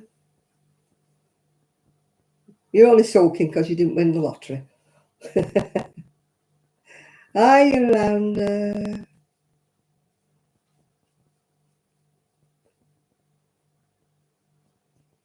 No, it's not. We were talking about that today, not because I want to smoke it, but we were talking about the effect it has on people with Parkinson's and, you know, people with really bad epilepsy. And we can't understand why It's not, well, not legal for everybody, but it's not legal on prescription here for people who have those kind of illnesses. You know, I really think it's discriminating against people with Parkinson's and with, you know, really bad epilepsy. The government will not relent. They won't even let you have it on prescription. So it's forcing people like to go to illegal people, you know, like the drug dealers and that, because they can't get it any other way.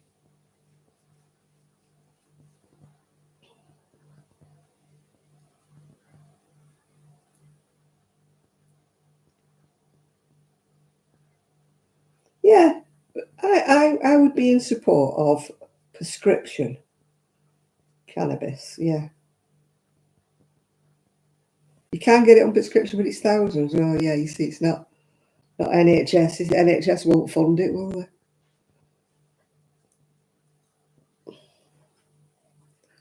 NHS doesn't fund much these days, does it?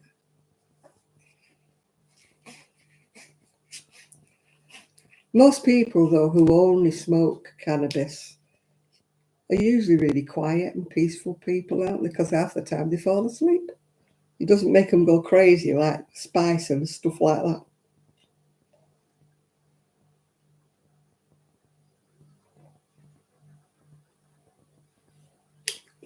CBD oil doesn't do anything. Well, not over here it doesn't, because they take anything out of it that's any use. It's just hemp oil over here, really.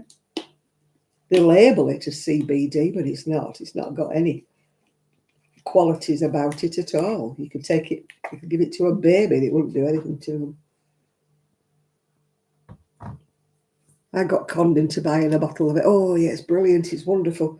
I think it cost me £40. Didn't do a thing. I thought I'd just bought a placebo bottle here.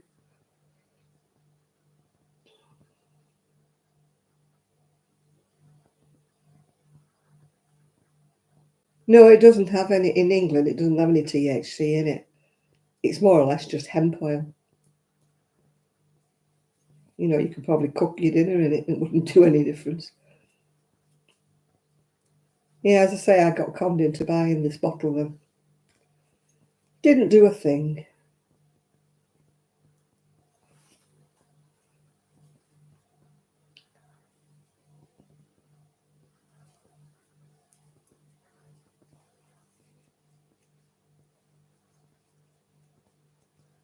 There's no chance of me getting anything with THC in it.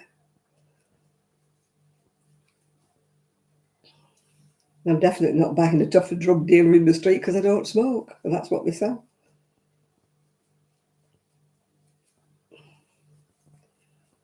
And as I say, you don't know where they've got it from, you don't know what's in it, you don't know anything. That's why I would like it to be medicinally grown and prescribed. Yeah.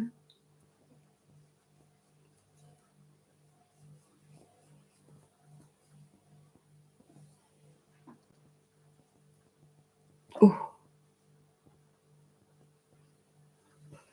we don't have any in England. There's only drug dealers on street corners. And then you have to know who's legit, if you know what I mean. Well, not legit, but you know what I mean, who doesn't sell rubbish and who sells real stuff.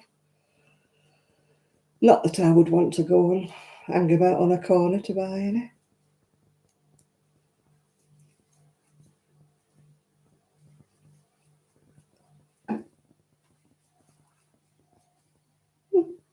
Really gone quiet. The boiler switched off, and so did the freezer.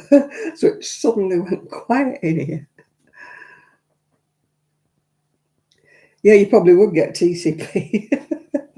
Probably do you more good.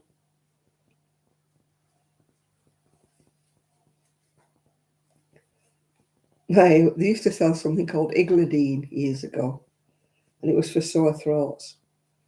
My God, it was strong. It was. It was horrible and it was strong, but it cured your sore throat. And we had a cat once, and it couldn't. Couldn't meow. And my dad went and looked down his throat because it wasn't eating, it wasn't drinking, And he said, it's got a sore throat. He said, that's what's wrong with the poor little thing. It's got a sore throat. It's all his throat was red. He gave it one drop of this Igladine. He did about 14 laps of the lounge. And I said to my dad, you've killed it. You've killed it. What did you give it that for? Following day, back to normal, eating, drinking, meowing its head off. So I don't know what was in that Igladine, but it certainly cured the cat.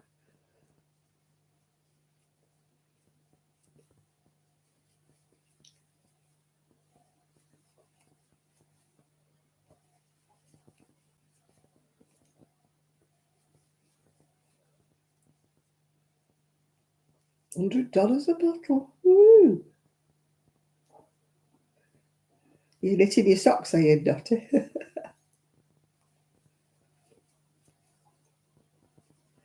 No, we're not allowed to grow even any plants, even legitimate, not even for your own use, you're not allowed to grow them.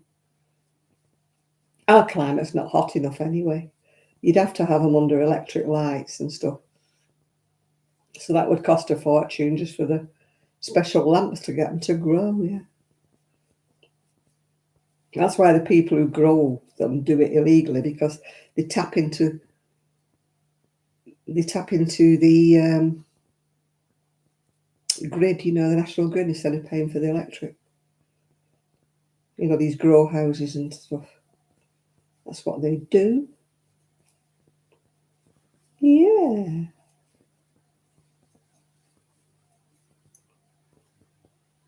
Oh, they used to. We had to close the public toilets at the job centre that I worked at because they were going in the toilets and dealing and shooting up and all sorts in our toilets. So we had to close them. I mean, it's ridiculous when you have to close toilets, isn't it, in a public building? But we had to. You know, after you find somebody passed out in the loo, you know, you just having to call an ambulance for you. You know, hypodermics in the cleaners were complaining, saying they wouldn't touch the hypodermics that were in the toilets, you know, so we just had to shut them. Everybody was complaining, what do you mean there's no toilets? So there isn't. Sorry, mate. You have to go and pee on a wall outside, yeah. You should. Oh, if you remember Kelly, they used to deal in an alleyway right next to where Kelly lived. She used to go mad because, like, she had two small boys, you know.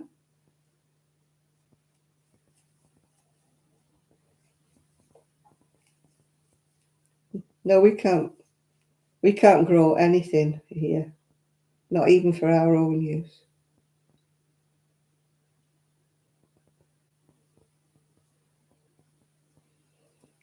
So I can't put any cannabis plants in my greenhouse, sorry.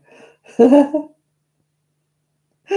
only got little flowers growing in mine. I didn't go out to look at them. I think they're all right. It's been so cold, though. I'll need to go out tomorrow and give them a water. But somebody had said to me, because they're in those little cardboard thingy-majigs, don't overwater them or they start to go mouldy. So I thought, oh, better not overwater them now. It's not been that hot to dry them up, I don't think, but if it's not too bad tomorrow, not raining, I'll nip out with my watering can, unzip my greenhouse and see what's going on. I went out today, but it was so cold. I thought, sorry, plants, you're not getting watered today.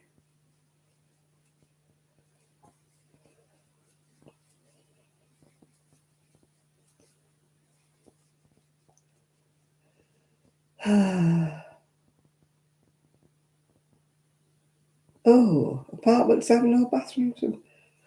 Yeah, I've seen them on YouTube. People who are living in France, living in one tiny, tiny little room. And there's no shower facilities or toilet facilities or anything. They've got to use like one bathroom between. And I thought, oh, I wouldn't want that. It's going back to the old days, isn't it? And they were saying these apartments in Paris are really expensive and they're only literally one room. They'd be illegal over here. They'd be too small, yeah.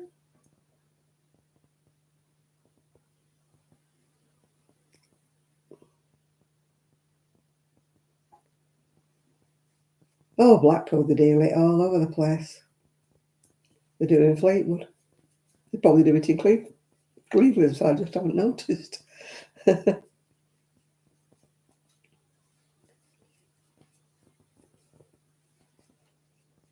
just get the drunk walking past. Hello, Queen. With his pink fluffy slippers and his Disney pyjamas. Oh dear.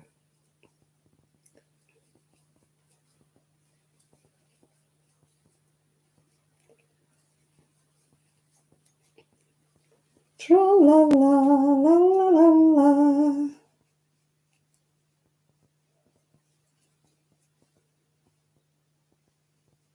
Come on, it's the end of April now. We should be getting some warmer weather. Oh, honestly.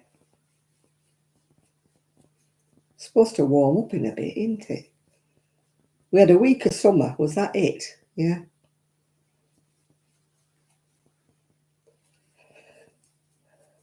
Well, my son said it was cold and windy in Spain. Somebody says to me, "Where is your son in Spain?" I went, don't know. Spain. Ask me another. Don't know where he is. Ask me another.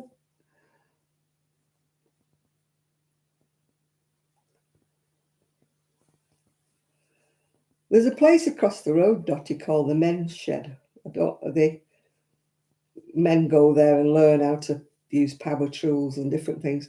And apparently they were selling hanging baskets and planters. But I didn't have any cash and it was pouring down with rain when I'd found out about it. So I'm hoping they might have some left on Tuesday if I can go down and get some cash out the hole in the wall.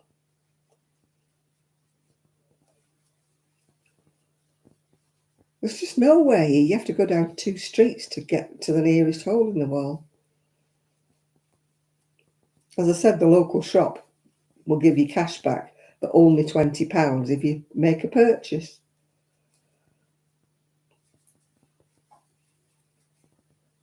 But £20 won't get me much. It might get me one hanging basket or something. Hello, who's that?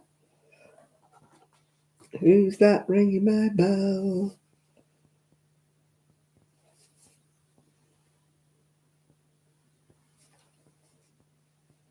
Oh, it's Sarah with her new car.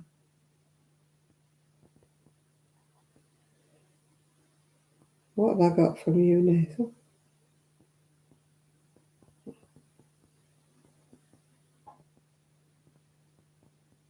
Oh, why have you sent me that, Nathan?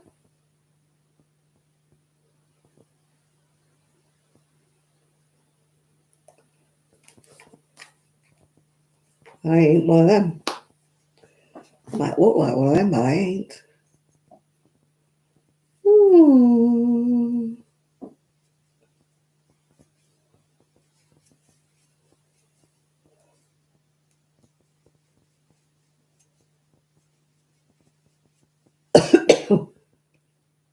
Tra la la la la la la. Yeah, 1 banana, 2 banana, 3 banana, 4.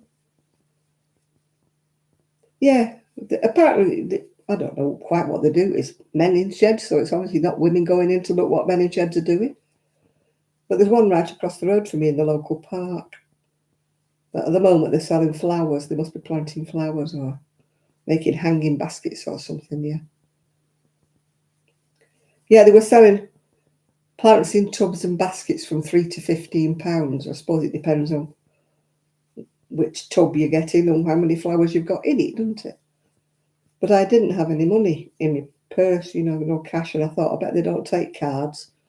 You can imagine that sort of place would be cash only. Cash is king. Never get rid of cash. Never mind these shops that think they can get away with it. I wouldn't shop there. I mean, I usually use my card, but if you told me I couldn't use cash, I wouldn't shop there. I would boycott it.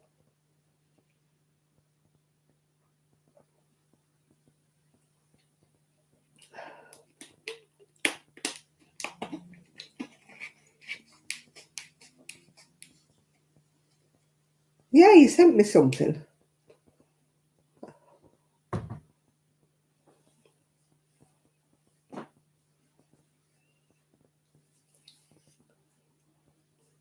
It said this is meant for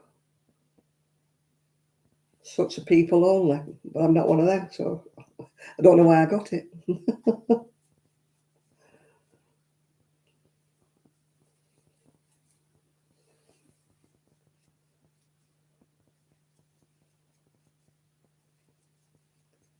Well, it got your name on it, mate. It's got your name on it. You're on my list, you're on my list. And there'll none of them be missed. Oh, that's weird. It's not on my messaging list, and yet you sent me a message. How strange is that? It was all pink and blue thingamajiggles and a great long thing.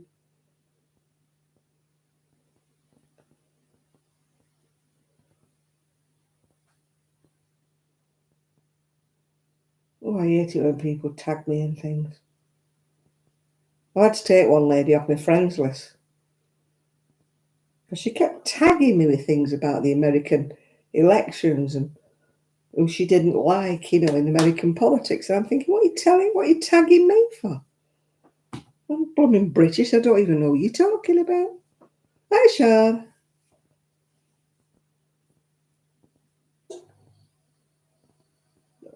Or me and Queen Super Scrimper. I watched her today. She was going on about talking to people, wasn't she? You have to go up and talk to people, yeah. I always have cash in my. I refuse to go in a shop like when you're buying something small. Just say, for example, a bar of chocolate. You don't go in and use your card for that, for goodness sakes. Stupid. No wonder the banks are shutting.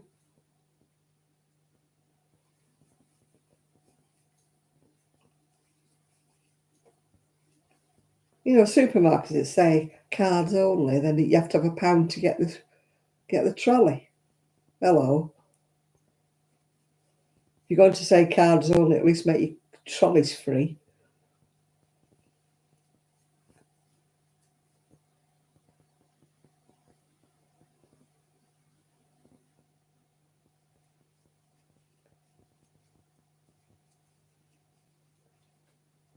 Oh, they get you to try and click on all sorts, don't they? I don't click on nothing, mate. Not even when I know who it's from, I'll say to anybody, what is it? What did he send me? I usually ask people. And half the time they'll say, no, I haven't sent you anything. I've been having a spate of my friends sending me friends requests. And you're like, no, I'm already your friend. So if I get in touch with them and say, have you just sent me a friend's request? No. I've had a spate of them.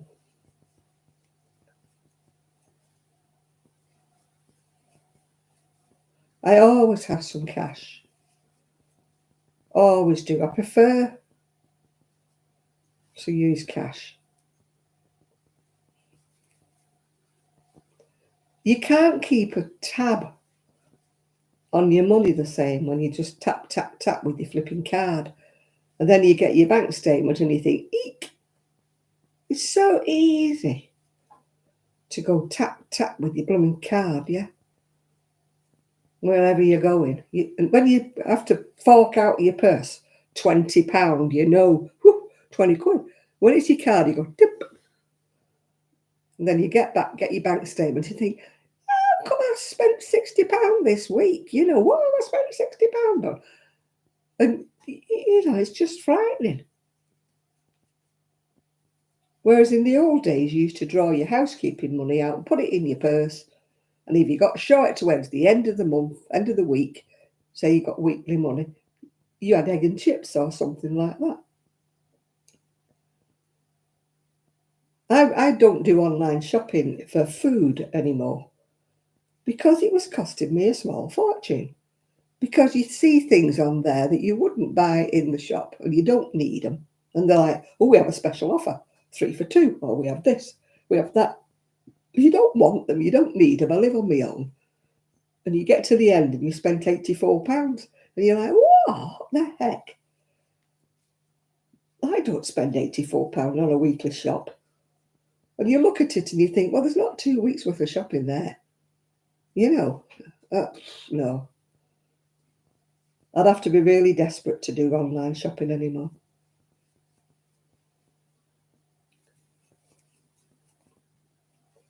It's handy if you can't get out or if you can't carry. I only carry what I can carry on my scooter, which is a bag and a half of a bag, really. One bag between my legs on the floor of the scooter. One small bag goes in my backpack. Any more than that, I can't carry. So I just don't buy it, yeah. It's amazing. You get used to whittling down what you actually do need or what you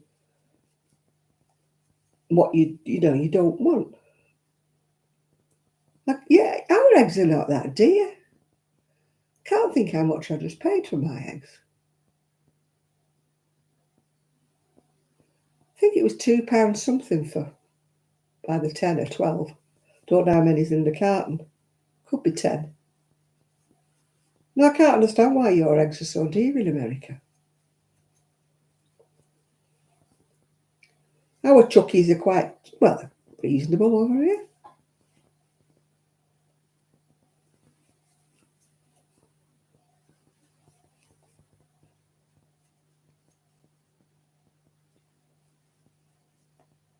I used to online shop when it was snowing or something like that. And then the online shop says, we can't deliver, you live on a hill. It's too much snow. Can you come up and meet us at the top of the hill? No. If I could do that, I would go shopping myself, yeah.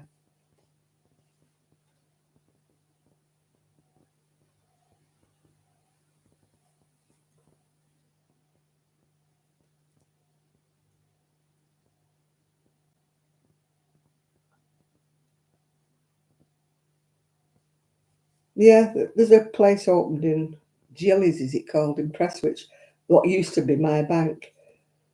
And people have walked out of there because it's card only. You know, they say we only want one muffin. You know, we're not using a card for one muffin. I mean, they lose out.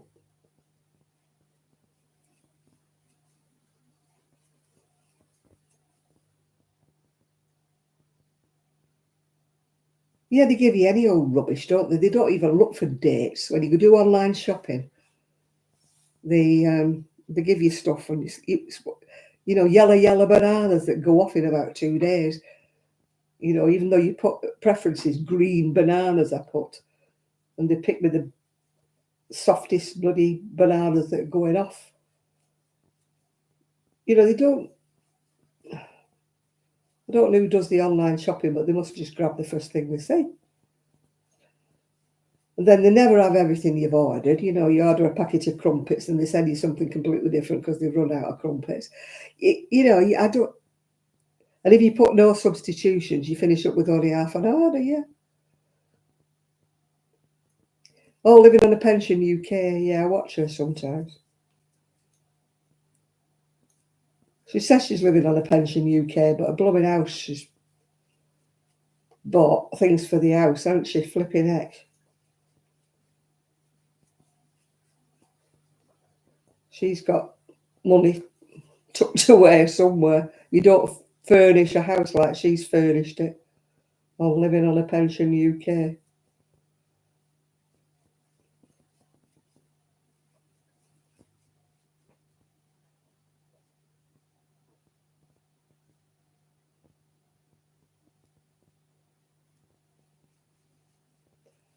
We're not allowed to keep chickens. I don't know whether he's passed away or whether or not she's divorced. I don't know. Because she mentioned they did the house together, didn't she? And then she doesn't mention him anymore. So I don't know whether he's there, he's not there, or, she never actually said he died, did she? So I don't know whether he's disappeared or what's happened to him.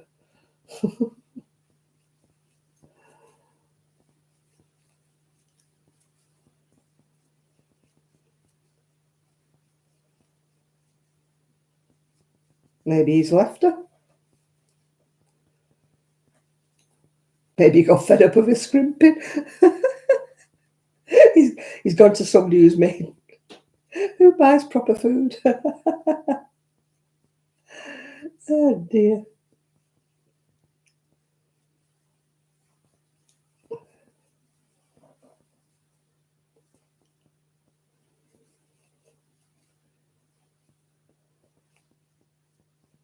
Yeah, he got fed up of bargains from the cheap section with the yellow stickers. You were de-seeding a dragon fruit. I've never had a dragon fruit, so I don't know what they taste like.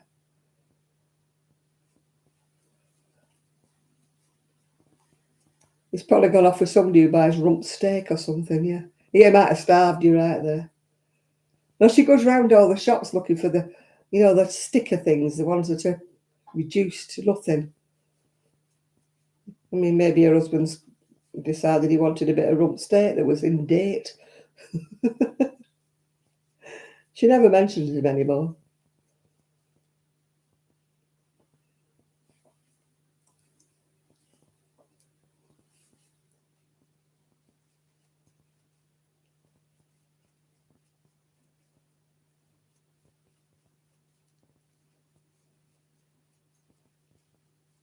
Somebody who doesn't do 49 ways with 2 ounces of mince, yeah.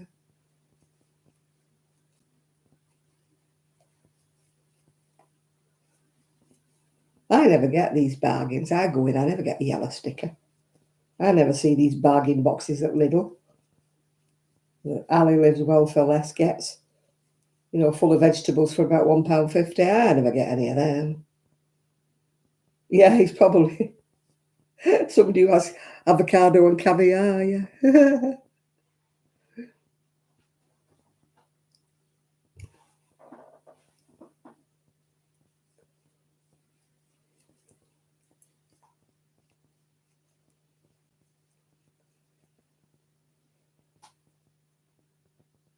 Oh, you're growing a cactus, all right.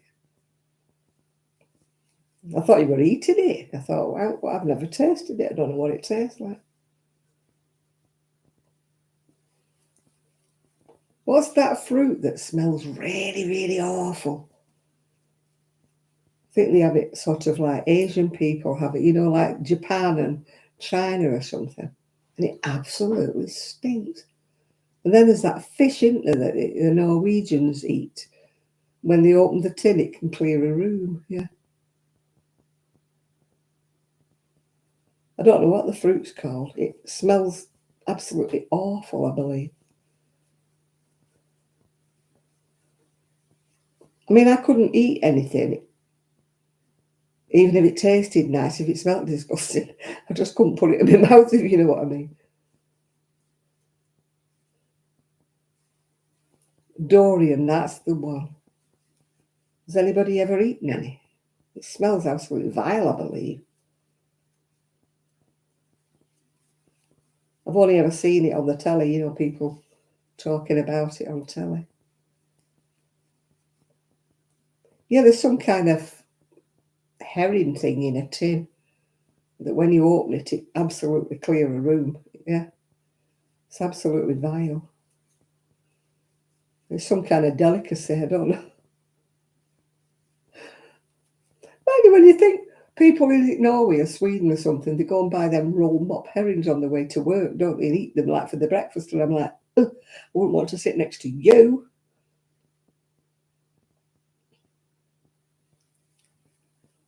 Fermented fish, yeah, it's awful, isn't it? But can you imagine somebody who's eating rolled mop herrings on their way into work? You have to sit at the next desk to them.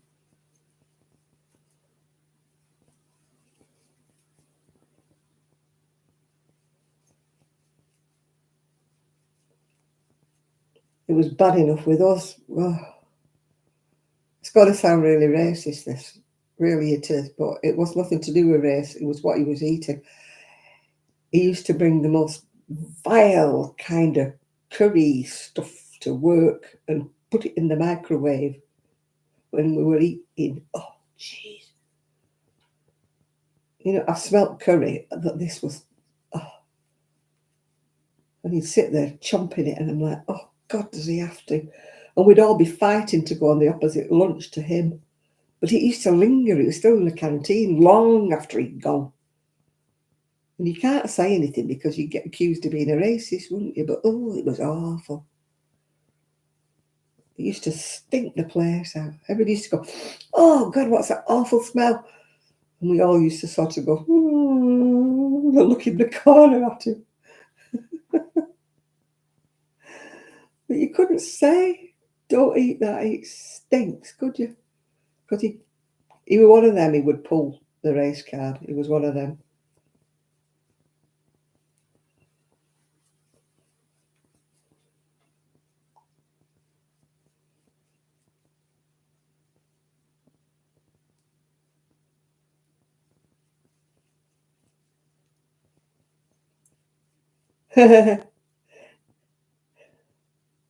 I like sardines on toast.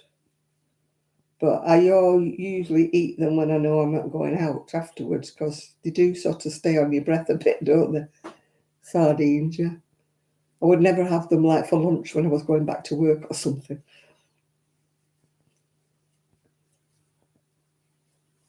One of the first things I made when I was in cookery at school was a sardine and apple sandwich. You had to chop the apple up really, really small and mix it with the sardines. And I'm thinking, what a strange combination. I think I tried a bite out of them, but nobody ate them in the house. I think they threw them in the bin. The sardine and apple sandwich. Our cookery teacher had some weird ideas, I tell you.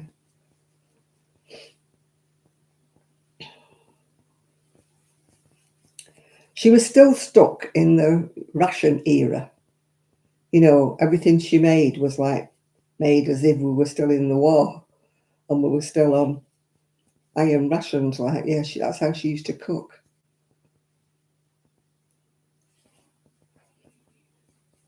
You know, she'd use the cheapest margarine and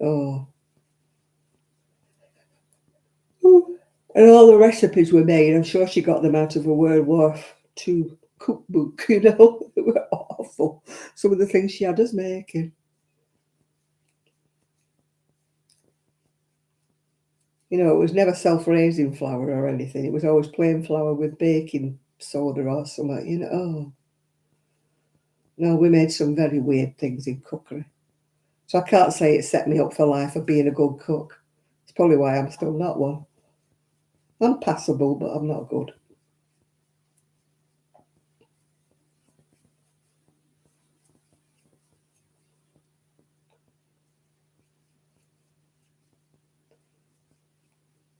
Oh, living on a pension, yeah. I mean, she does get on my nerves because, I mean, look at this. Have you seen her house? You've seen it, haven't you? That is not done up on a pension. She has spent thousands on that flipping house. All the furniture's top of the range.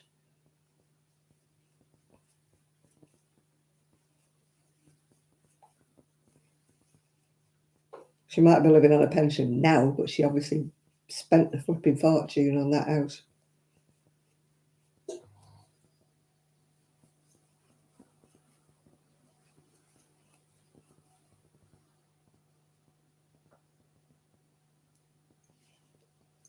You know, living on a pension UK means going and making things out of pallets, you know.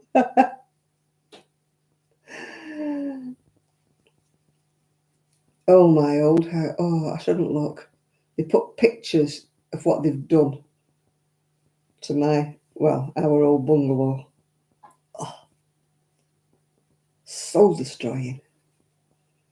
It's all white and grey. It's just colourless, tasteless, bland, whatever you want to call it.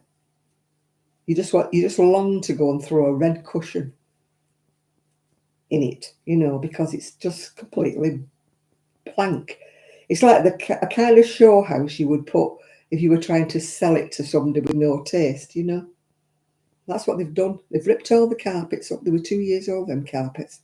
Ripped all the carpets up and put beige down. Or is it grey? It's either beige or pale grey. Everything is insipid. I saw it all and I thought, oh, do you have to do that? Do you have to put pictures of your crummy house? She said to me, you can come round any time. I thought, you won't get me round there. I'd walk in and be sick.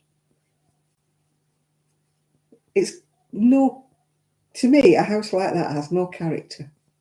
It's just bland. I'd live in it and go, oh, God. You know what I mean? I want colour. I mean, this house is driving me mad at the minute because I can't decorate at the moment. Spent too much moving in and all sorts of stuff. So the decor is not mine, yeah. The kitchen's horrible. It's like a pale grey colour. Could be blue, I'm not sure. But I can't paint it yet because it's got holes in the wall where, you know, Arian's ripped a shelf down or something, so there's holes in the wall that need plastering up. And then where the radiator cover was that's fell off, there's holes there in the wall. It all wants polyfilling up or whatever.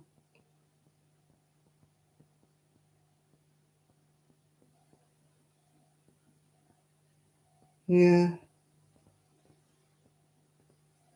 Yeah, I would. It's just, I didn't leave my curtains, and my daughter-in-law said, why did you not leave the curtains? Everybody leaves the curtains when they move. And I said, she doesn't want my curtains. I said, she'll bland it.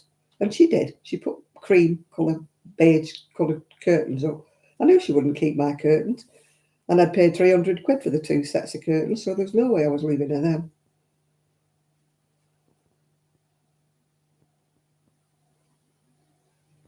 I hate blank houses. You know, when you walk in, there is no colour. I just, oh, I feel uncomfortable. I just don't. You know, to me, they're just like rice pudding, aren't they? You know what I mean?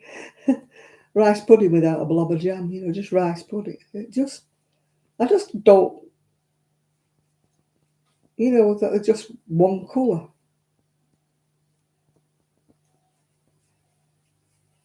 Oh, I like clutter. I love colour, as you probably gathered, looking at the state of my kitchen. This is a kitchen. Where I lived before, it was grey. Nothing on the worktops. Nothing had to be left out. Everything had to be put in the cupboard. It drove me mad. It was like an operating theatre, you know what I mean? Magno, oh God. I love colour. I like fruit out on the bowl. I like baskets. I like things. I like colour. I like me, you know, my mug tree. I like my red tea, coffee, sugars. I like them out. I don't want them in a cupboard. I want them out where I can get at them. If I'm using them every day, they're there. I do not want to have to go open the cupboard door to find the coffee, open the cupboard door to find the sugar. It drove me mad. I cannot stand minimalistic kitchens, you know, where everything's gone. I've got a lot of clutter and I love it. You could see this kitchen, it's just full of clutter. I'm more like Mean Queen Scrimperby, you know.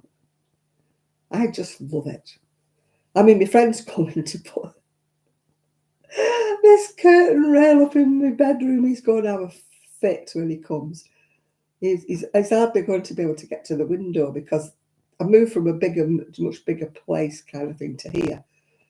I've got too many clothes, which you know. I've got 2 small wardrobes. That's all I've got. Tiny little single wardrobes where I had fitted wardrobes all the way around where I came from before. So I've got 2 rails with my sweaters on. I've got cupboards. I've got drawers. I've got everything. Oh, it's just full. The bedroom is just full. There's just room for me to get in bed. But I like it. It doesn't bother me.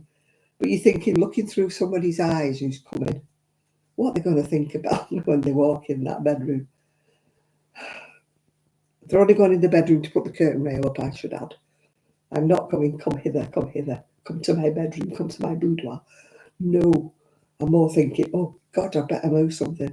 Otherwise he's never going to get his ladders up to get to the curtain rod in the first place, yeah.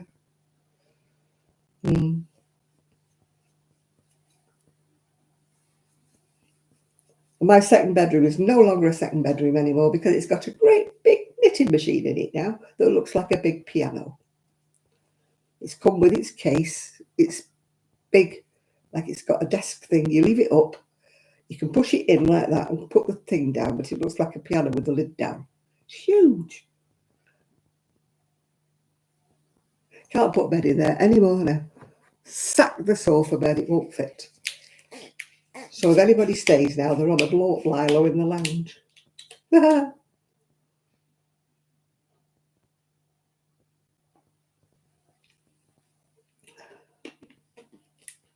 Nobody will come anyway. Nobody will stay. If push comes to shove, they can sleep in my bed and I'll sleep on the sofa. I don't mind, I'll sleep on the sofa. If a couple stays, I'll put clean bedding on my bed and they can go in there.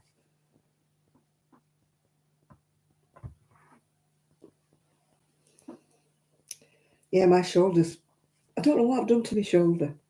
It's the shoulder they told me I hadn't broken, and then they told me I had broke it 12 months later. And every now and again, when I do too much knitting or crocheting, it starts to really, really hurt. I knew I'd done something because I've got a lump on my shoulder bone. I don't have one on that side, I have one on this side. And it's shorter, this shoulder, than the other one. It's knitted together. Instead of knitting together like that, it's knitted together like that. So I've got a lump. Oh no, they said, you've not broke your shoulder, they said. And then 12 months later, when something happened to it, they said, oh, it's where you've had the break. Thank you very much for that, hospital. You told me I hadn't broken it, yeah.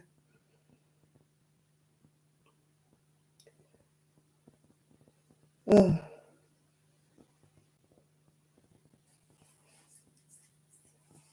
You're going to cancel that weekend? You wouldn't get up off my lilo. Oh dear. You'd have fun in my bedroom, you wouldn't be able to move. There's 2 rails of knitting, 2 rails of sweaters, stuff like that. And then there's me makeup desk thing with the mirror. Then there's a chest of drawers, another chest of drawers on that side. It's just crowded. Yeah.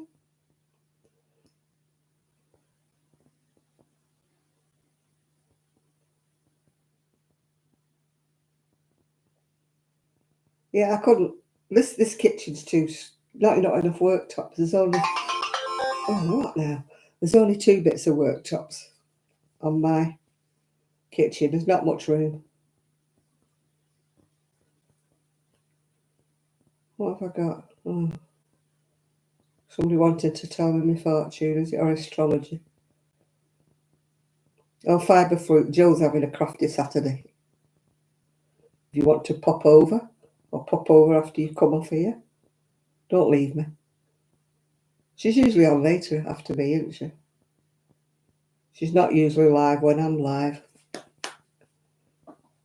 Oh, I've done something to my shoulder. It really hurts now. Oof, oof, oof, oof. Maybe if I put my heat pad on it. I shall take my little heat pad, my little microwavable heat pad, and put it on my shoulder. I'm going to look like the hunchwoman of Notre Dame now. Yeah, I've not got any storage space here. Got two cupboards at the top there, 2 cupboards at the bottom. That's why I bought that white unit, for a bit more storage, because I got nowhere. There's just nothing. It's just, well, it was an old chap lived here on his own. What do you mean he had a wife at one stage? There's actually room there to put another unit in if I wanted to, but I've got my table there. So I'd have to sacrifice my table. Because my daughter-in-law said to put it there where that unit is. I said, well, I won't be able to open the door. Because if I put the table up, it's one of those, a narrow table where you pull a leaf up. If I put that there, I wouldn't be able, if I put the leaf up, I wouldn't be able to walk through the door. So I put that unit there instead. Because now I've got more storage. As you can see, it's full top and bottom now. Yeah. Having an asbestos survey done. Oh, the rugby, yeah. It's all that tackling I do. Tackling that man that calls me Queenie, yeah. Oh, they drill holes in things. I hope they're going to plaster them up again. And they do asbestos surveys. They drill through to make sure you've not got asbestos. Tell them you have to plaster it up and decorate it. If they do it, they drill any holes in your wall.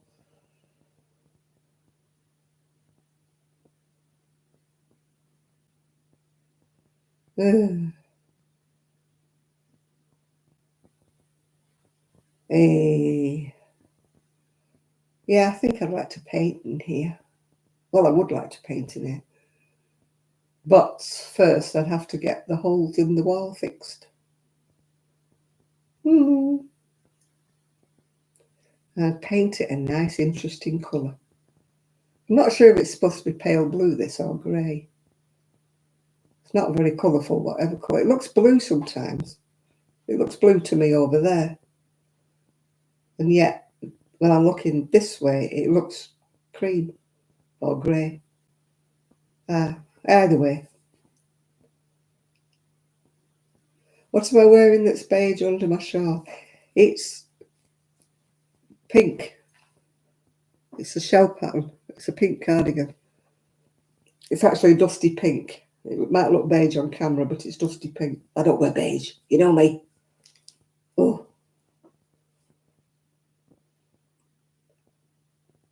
Hi, Shell. I'm not so bad. I've just put my heat pad on my shoulder because it's hurting. Yeah. Yeah. No, it's not. Like I say, it's not beige. It's a shell pattern, and it's actually dusty pink, but the camera's making it bleached out. No, you know me and beige. Oh, my God, no.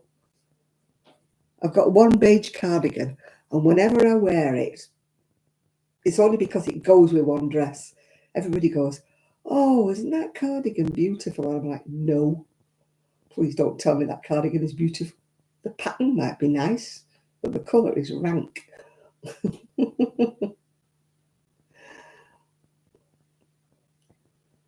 Oh, I love my cardigans. I've got too many. But like we were just discussing with them, what do you do with them when you don't want them anymore?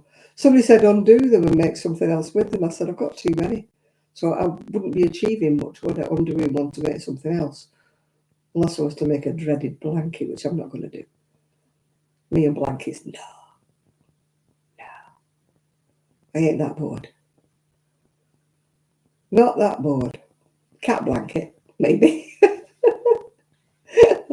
Dog blanket, maybe. Baby blanket, maybe. Human blanket, no. Not got the patience. When I see these people, you know, these massive, massive blankets holding them up saying, oh, I love that. I love that. How many blankets do you need? I mean, I've got two. They're draped over the back of the sofa because I don't use them. I've got one blanket that I use, one. I don't need any more than one. I crocheted that under protest, but I'm glad I did now because I wrap it around my legs when I'm cold. But it was yellow. I know you like Nathan likes yellow, but I don't. But it's chunky and it's like a lap blanket really. It's not a big blanket. I made it to go on the scooter when I had the other scooter that didn't have the hood, you know, the canopy. I used to get so cold on that seafront. So cold. It's warmer here because of, well, usually it isn't warmer today, but it's usually warmer here. I bet it's cold. I went up to Fleetwood the other day and I said to my friend, I am frozen. I started off here in a summer dress and a little jacket, and I was absolutely blue with cold before I got to Fleetwood. I found my hat, I found my gloves, and I was shivering. I was so cold. I thought that is the last time I'll go in a shorty summer coat. It's my big anorak will be back on again. Going to Fleetwood, put your anorak on. I'm just so cold up there. The wind, it just whips right through. My dad used to call it a lazy wind. It doesn't go round you, it goes straight through you. Yeah. It's the wind. My son used to say, oh, it's bracing, it's nice. I like the wind off the sea. The breeze off the sea, he used to say. I said, that's not a breeze. That is bloody wind. Yeah, I was cold last night. I had to put a heater on more or less all day yesterday. I was so cold. I try not to put my heating on all day. I try not to, but I just was so cold.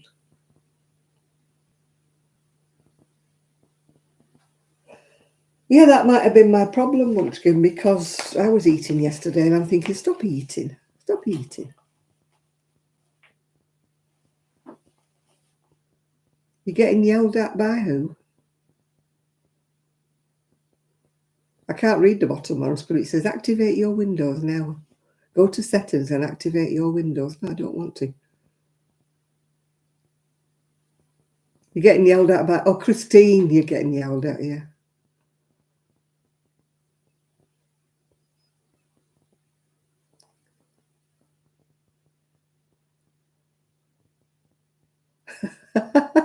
Yeah, the dog's called Christine. She was yelling at Christine was yelling at her.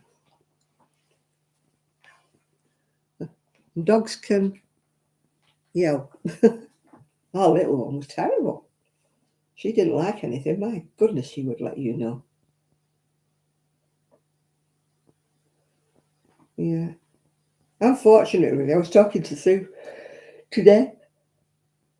Sue's always smoked, and I've always said to her, stop smoking, you'd stop coughing. But it's easy for me because I've never smoked, so I don't understand, how difficult it must be to stop. Yeah.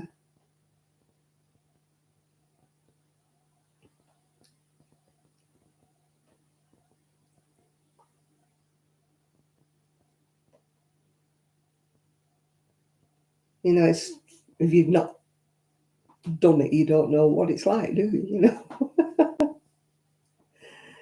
It's just, I'm like, well, stop, hello. But obviously, as a non-smoker ever, then, well, I say ever, I tried a few when I was about 17, and I used to wear heavy makeup back in the day, the big mascara and liner and everything. And the minute I started to try and smoke, it used to run all down my face like Kiss, right? I used to spend half my time in the ladies trying to mop up my mascara, so I decided smoking wasn't for me.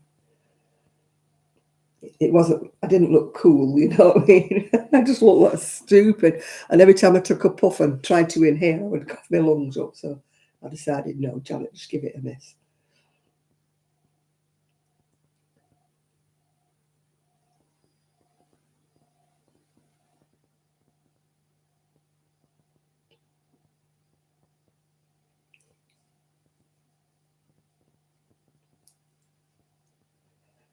Oh, oh. Stop it. I yawn when I'm cold. That is probably why I was yawning so much the other week.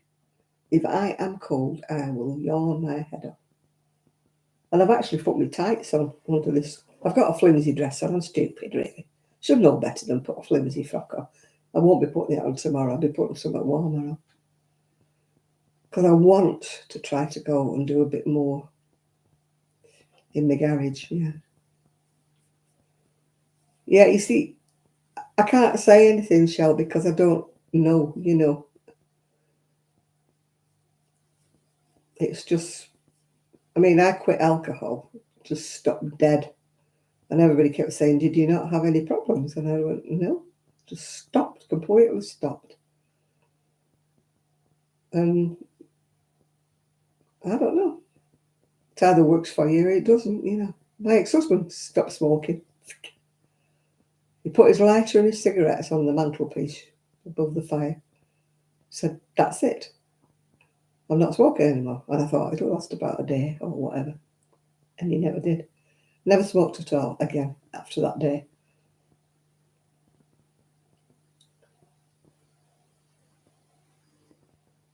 Yeah.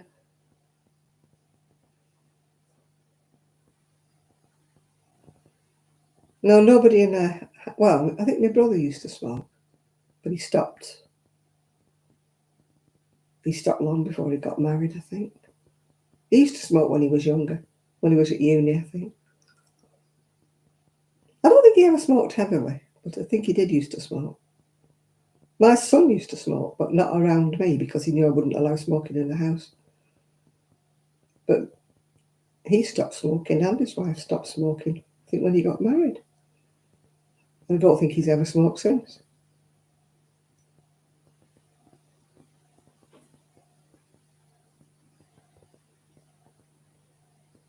Yeah.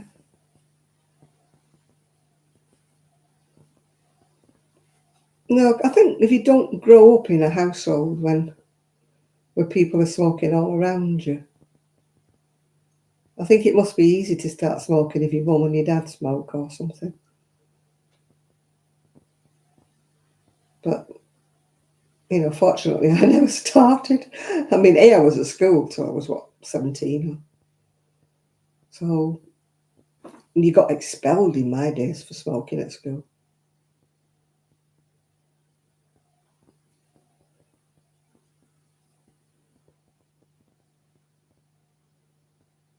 Yeah. You do other things. You don't have any bad habits, but you do other things besides the smoking. You're always on a flipping bus whenever I see your pictures. You must spend half your life on a bus. They should give you a ticket for life for publicising the books, the buses.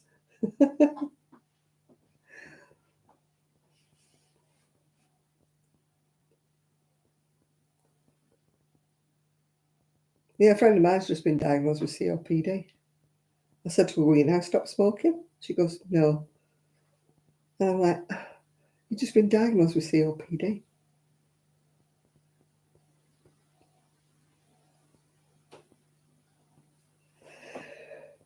Oh,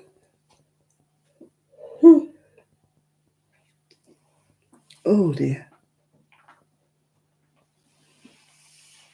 Now I've got a stomach ache. It's probably that drinking Lucozade. I'm like passing this heat pad around the back, around the front, up my shoulder. Now it's on my stomach. It's still red hot if I take the cover off. It's like a gel pack inside. And if I take the cover off, it's absolutely roasting. But you can't always feel it, through the cover. So I'll take it out of its cover. I want it to be roasting. Yeah, it's a gel pack. Do not overheat, it says. Do not do this, do not do that. Heat it for a minute, it says. It's not even vaguely warm if you do it for a minute.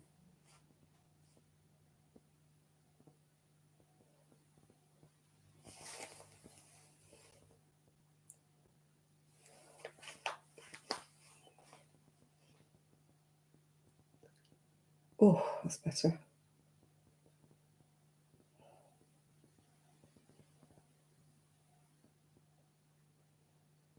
Yeah, nicotine patches and nicotine gum.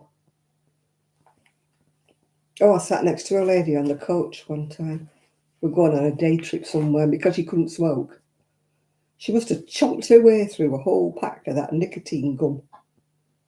Just shoving one in after the other. I'm thinking, God, you must be a heavy smoker if you're having to eat so much nicotine gum.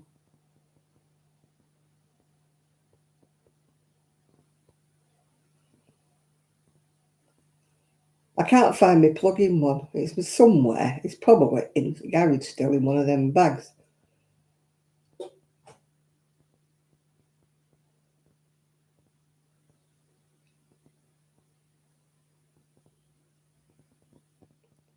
This came from either Amazon or eBay. In fact, the cover needs a wash. Cover's looking a bit grubby.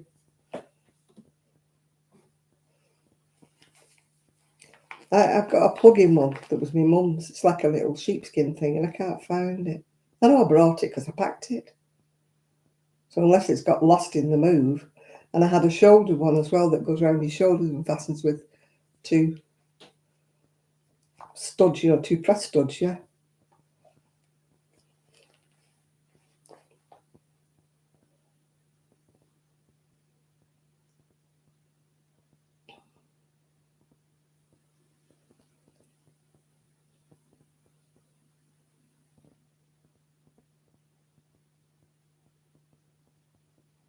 Oh, I couldn't be without my heat pads.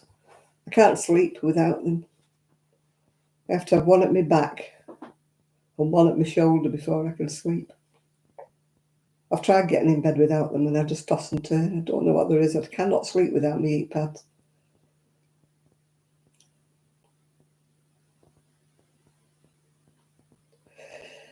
Oh, excuse me. I call him my uncle. He was actually my cousin's husband, but he was so older than me that we had to call him uncle. And oh God, when they stopped smoking on the planes, he used to go to America a lot, Canada. Whoa, God, he was nearly boycotting them. I'm not going. I'm not having me sat there for 4 hours without a ciggy. But they used to like one after the other after the other. I mean, they both died of lung cancer. It's no wonder.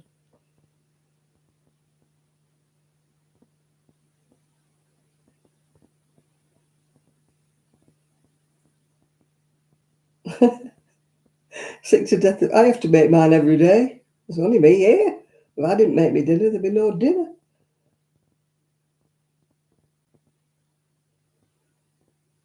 This couple, well, I call them auntie and uncle, used to non-stop smoke. And I used to hate, my dad used to invite them out. Well, we went out to dinner in a restaurant and they would smoke in between every course. And I used to say, please don't invite them. Please don't.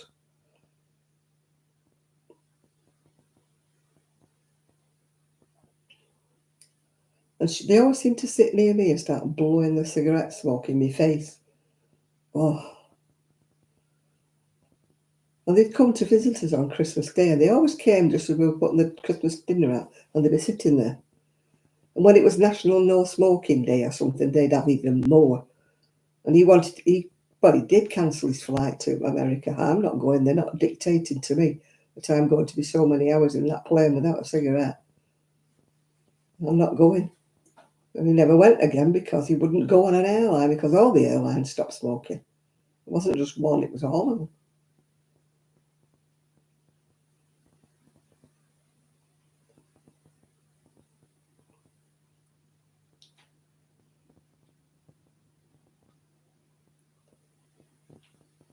Huh. I used to be. I looked at an old video of me the other day. It was me and Sue. And I'm thinking, my God, I was big. She looked like a little dolly at the side of me. I was massive.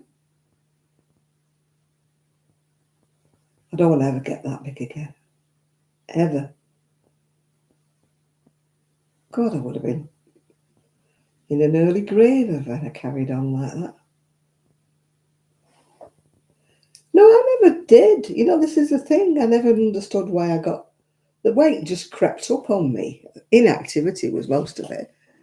Because when I had me, I weighed 7 stone heavier at my heaviest than I did when I had my spinal op.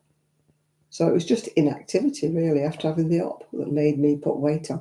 It wasn't so much that I ate more, I just didn't work any of the calories off because I wasn't moving. And I'm still not moving, which is why I cut my calories down a lot. Ooh.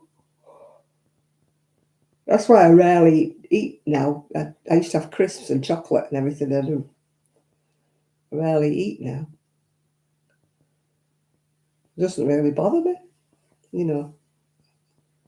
I did have a Cadbury's cream egg the other day because I fancied one, yeah. But my diabetic nurse said, if you really want something, just eat it and then make up for it later. She said, there's nothing worse than when you deny yourself having it when you want it, you go and eat more and more and more.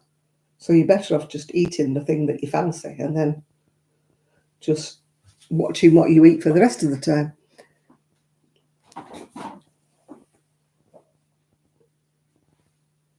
I thought, oh, I'm diabetic, I can't eat any chocolate. And it drove me potty for ages till I went on this course. And she said, no, don't do that.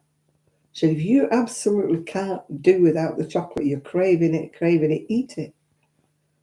You just try and, keep it in moderation.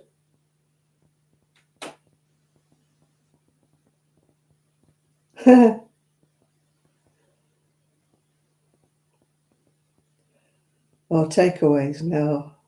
I would put on weight. Although I don't know, because I can't eat them anymore. If I have a takeaway, which I haven't had any since I came here, if I did have a Chinese takeaway, I used to cut it in half, only have half one day and half the time the day after, because it was too much, with the rice and all. There was a big thing of rice. Nobody could eat all that rice.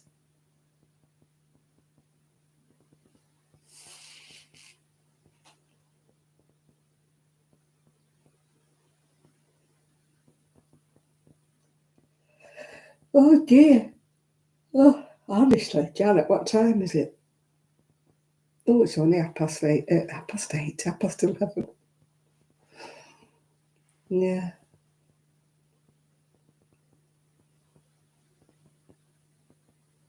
No, I didn't put any weight in lockdown. Well, in lockdown, more or less, I kind of was at home, or then part of lockdown, I lived with my family. So there was no takeaways back then, because you didn't have takeaways in lockdown, yeah.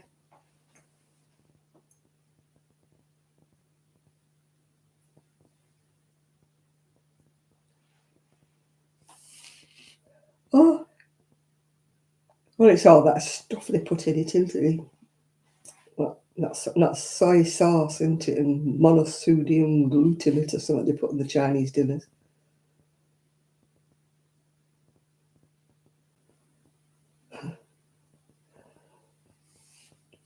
I try to avoid Greg's Bakery. Occasionally I'll go in for a pasty. But we don't have one here. We've got a pound land, whatever they call, pound bakery, which is a lie because they're not a pound anymore. Everything's about 130 or something. So they should call it the 130 bakery now. I don't think there's anything for a pound.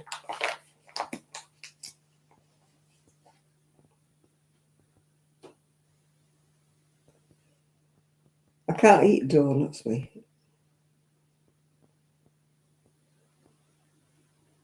I don't know what there is about donuts. I don't know if it's the type of dough that they're made out of, or what, or whether it's the smell of the oil that they cook them in. When I used to go to the Blackpool Pleasure Beach years ago, I used to heave at the smell of the donut stand. Everybody's going, "Oh, what a gorgeous smell," and I'm like, "No, let me away from the donut stand. It's making me feel really ill."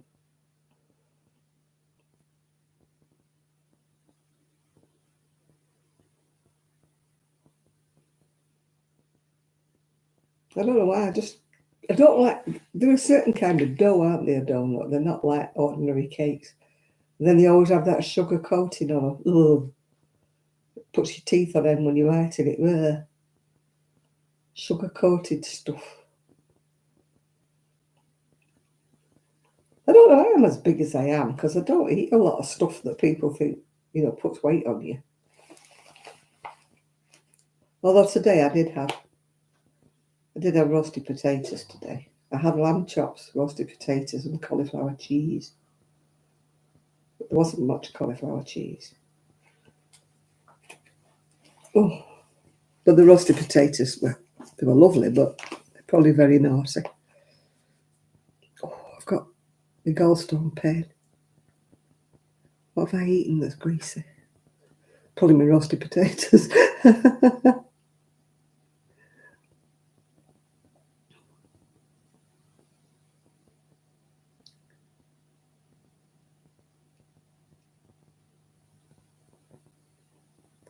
I don't like any of them. I even tried those expensive donuts, what they call. They have them in Tesco's in a stand. Oh, they're really, really dear. I even tried one of them, but I didn't like it. Can't think what brand they are now. I think they're American. Some kind of donut that they have it in the supermarket now.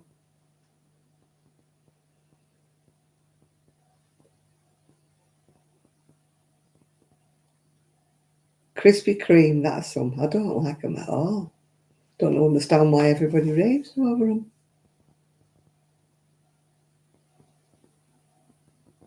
People go, "Oh, They're lovely. I eat every one of them. I had one once, and that was enough for me. I won't want any more.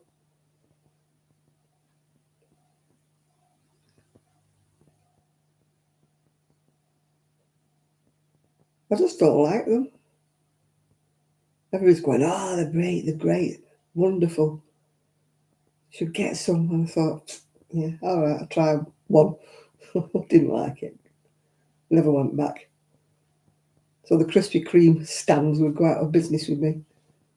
Oh, God, gallstone pain stabbing right through. I don't want the op though. I was talking to Sue about it. I have sleep apnea, so when they put me under anaesthetic, I frighten the anaesthetist to death because I keep waking up. Well, not waking up, keep forgetting to breathe. So they have to bring me out of a deep sort of anaesthesia up to a twilighty anaesthesia to get me to breathe again, and then they have to put me back to sleep again while they carry on with the op. So they don't like giving me anaesthetic for that reason.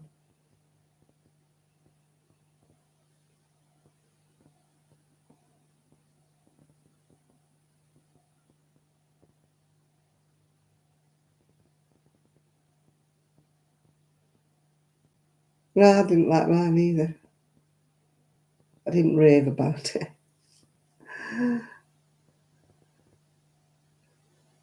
No, they're not in a stand. They're in a case. They're in behind glass. You can't breathe or touch them. They just get dispensed to you in a bag when you decide to pick one, yeah. It's like almost a slot machine thing without the money slots. You pay for them at the desk, I think. I've only ever bought one, so I don't know. Or they come in a box if you're ordering about 6 or something. No, you don't. You can't breathe over them. No, they're behind glass. They don't have them open. I just don't like donuts. I really don't like donuts. I don't know whether it's the dough they're made out of or the fact they sprinkle them all with sugar. I don't know why, yeah. Yeah, I'm tight as well. I won't spend a load of money on a cake anymore. At one time I would always go for my lunch and then I would get a cream cake or something. No, I don't. Well, in any case, with having IBS, cream is, and I've got a lactose intolerance, so to buy a shop-bought cream cake is not good for me because, I have to have non-dairy milk. So you can't really get non-dairy cream cakes. Maybe they make them somewhere, but the normal shop doesn't have them. Normal shop just uses cow's cream for the cakes, yeah. So, if I was to go into a shop and get a cream cake, I would get cow's milk or cow's cream. So it gives me an upset tummy. I'm not allergic to it or anything, it just wreaks havoc with my digestive system. I mean, I forgot the other week, a few weeks back, and I thought, I really fancy a milkshake. Yeah. Really fancied a milkshake. We were in this, coffee. I didn't fancy coffee, I didn't fancy anything. I thought, go on, I'll have a milkshake. God, I barely made it home before I was really ill. Because I'd forgot to ask if they had any milk that wasn't cow's. But then they usually say they've got soya milk, and I can't drink that either.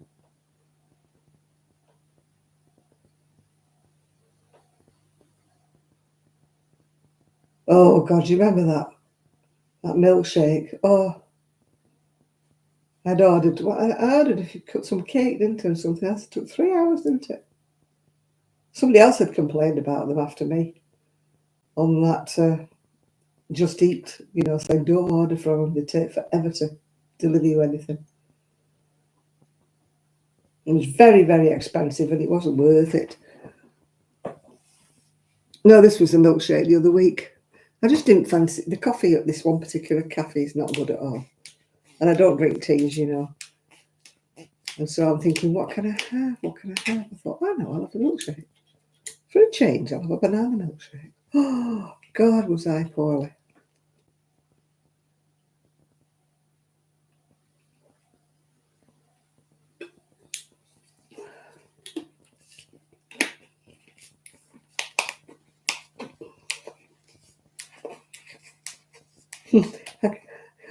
I got some iced coffee mix thing that I'd inherited, I think, from my daughter, and I must have bought it and not liked it.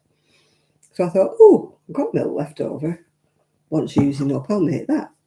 So I puts the powder in like that. I puts my milk in, and I'm doing that. And I thought, oh, there's a little blender thing, a little whizzy thing. It's only about the size of half an inch, electric thing. I thought, I'll do that. That'll stir it together without me a lumpy. Puts it in, switches it on. I thought, obviously, you need to have a big cup or jug and then put it in your glass.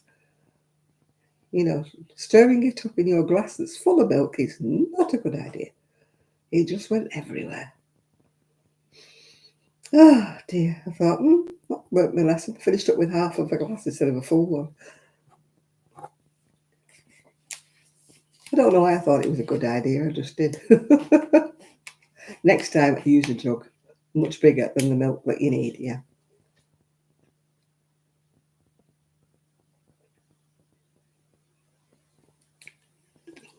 It was only one of them tiny little whiskers, about half an inch across, made of like little wire stuff. You put them in, you turn them up, and they was round. I think they're like a cocktail thing or whatever. I must have inherited it from my daughter-in-law because I didn't buy it.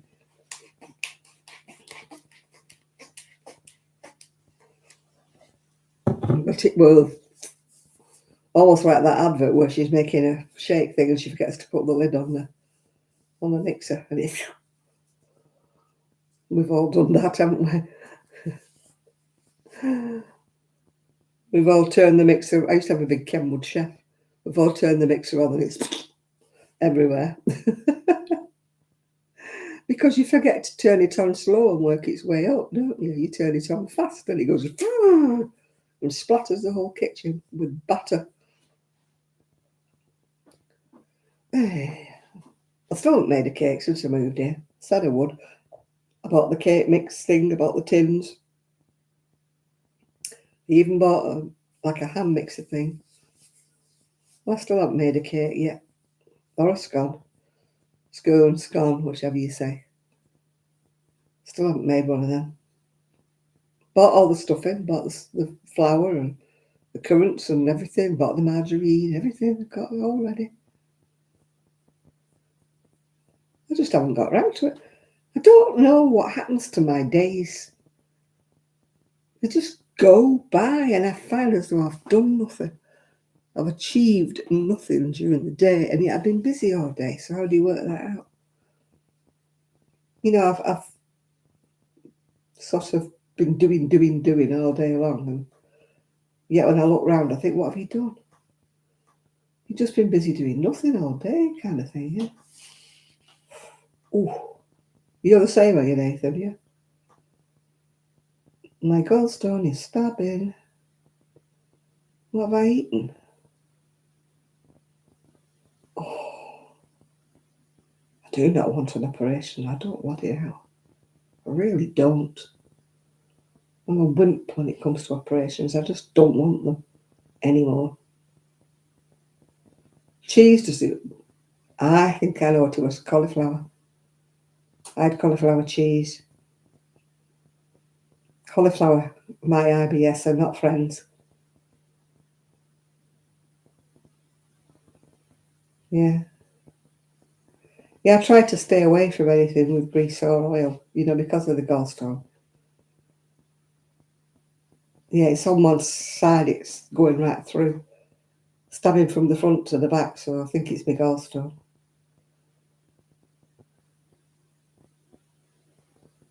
It'll be alright when I put my heat pad on it tonight when I get in my bed, after I said goodnight to everybody.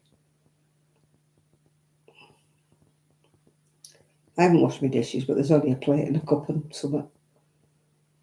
I'll do them in the morning.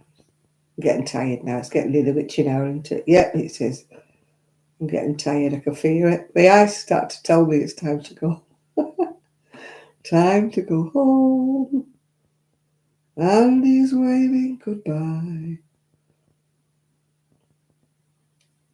Yeah, I tried to avoid things fatty, but I did have roasted potatoes today. And I had lamb, which is quite greasy, isn't it, lamb?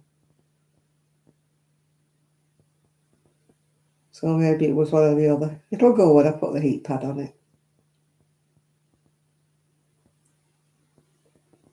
After a bit, it stops hurting, and then I fall asleep. And once I'm asleep, it doesn't hurt at all. It doesn't wake me up or anything like that.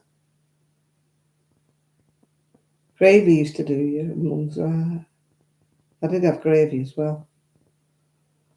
Maybe it was that. I don't know. There's no rhyme or reason to my. It's like my IBS. I cannot find a trigger. It's different things every time that sets it off. And I think, what set that off? Oh, I like my lamb. Easter is traditional, isn't it, having lamb at Easter? I try not to think about the little lambikins running around the field. I just don't. I just associate that piece of meat in the fridge.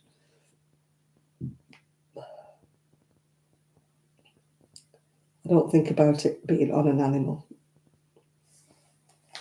True butcher's daughter, aren't I? I could never be. I can eat a lot of vegetable dishes, but I'm not. I could never be vegetarian or vegan. Just couldn't, yeah. I have minted. I like mint on my lamb. Has to be mint sauce on my lamb. You're tired, yeah. I'm tired. It's getting near the witching hour. So if anybody's not tired, Jill's doing hers. Jill's obviously got a live going on. So you can all go and join Jill. No Shad again tonight. He wasn't poorly, was he, last time he came on? He did have flooding because he was talking about the electrics being flooded, didn't he, and stuff. Maybe that's what it is. Maybe his internet's been flooded out.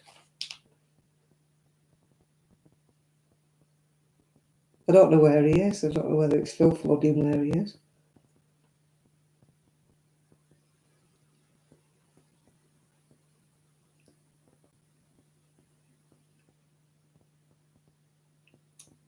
Luckily, I think I'm too far from the sea now to be flooded. I wasn't where I was before. I was only like 5 houses away from the sea.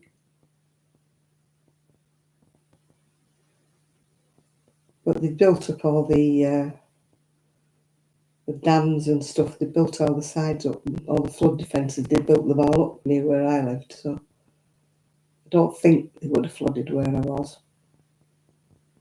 Here, I doubt it very, very much because it would have to come up quite a way inland before it flooded here. I'm more in danger if I have a burst pipe or something. So I'm insured. I am insured. I wasn't for the first couple of weeks because I forgot all about it. Then I suddenly remembered, you have to insure your house.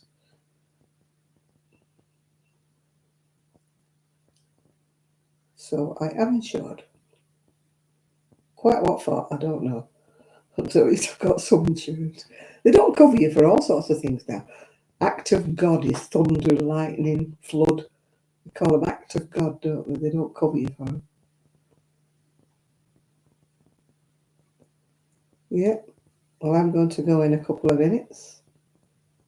Get another heat pad on this poor old tummy. It is my gallbladder stabbing at me. Go and undress myself in front of, well, to the side of my non-drawable curtains. Yeah, my friend's going away next week with his grandkids. So he can't come then. So he said he'll come the week after. So I'll manage till then. I bought the rail. I've not unpacked it. I hope it's the right one. I measured it all. I hope it's the right one. I suppose I should unpack it before he gets here, shouldn't I? In case I have to order another one off Amazon. But I did measure it, and it said it would be big enough. But it would be a bit embarrassing, wouldn't it, if he came, unpacked it, and then it was the wrong size. And he's there with his drill. And I've moved everything out of the bedroom for him. And then he unpacks it and it's the wrong size. That would be very embarrassing, especially as he's travelled miles to get it. I think I'd better open the box and have a look. Yeah. It's like with me, I've got a blow-up double bed I've bought for guests. I haven't even undone the Amazon box. And you're thinking, you should do, you know, there could be a fault with it. There could be something wrong with it. But I know for a fact I'll never get it back in the box, you know. I don't want a great big blow-up mattress hanging around the house, yeah. Yeah, I'm going to go now. It's nearly the witching hour. It's about 2 minutes off the witching hour. So thank you all for the company and happy Easter. And when I get a picture of my new knitting machine, I will put it up on our Facebook page. Then you can all have a look at it. When I get it together, I've got to put all the clamps on it and got to put the ribbon on it and all that sort of stuff, yeah. Then I've got to read the manual because I probably forgot how to use it, yeah. Right, good night, everybody. And as I say, I said it last week, I'm going to try to film. I'm going to try to charge that camera up, even if I have to stand and hold it for an hour. Yeah. Oh, thanks, Chris. And happy Easter to everybody who celebrates. And if you don't celebrate, happy holiday. Okie dokie. I shall speak to you all very, very soon. So, bye for now.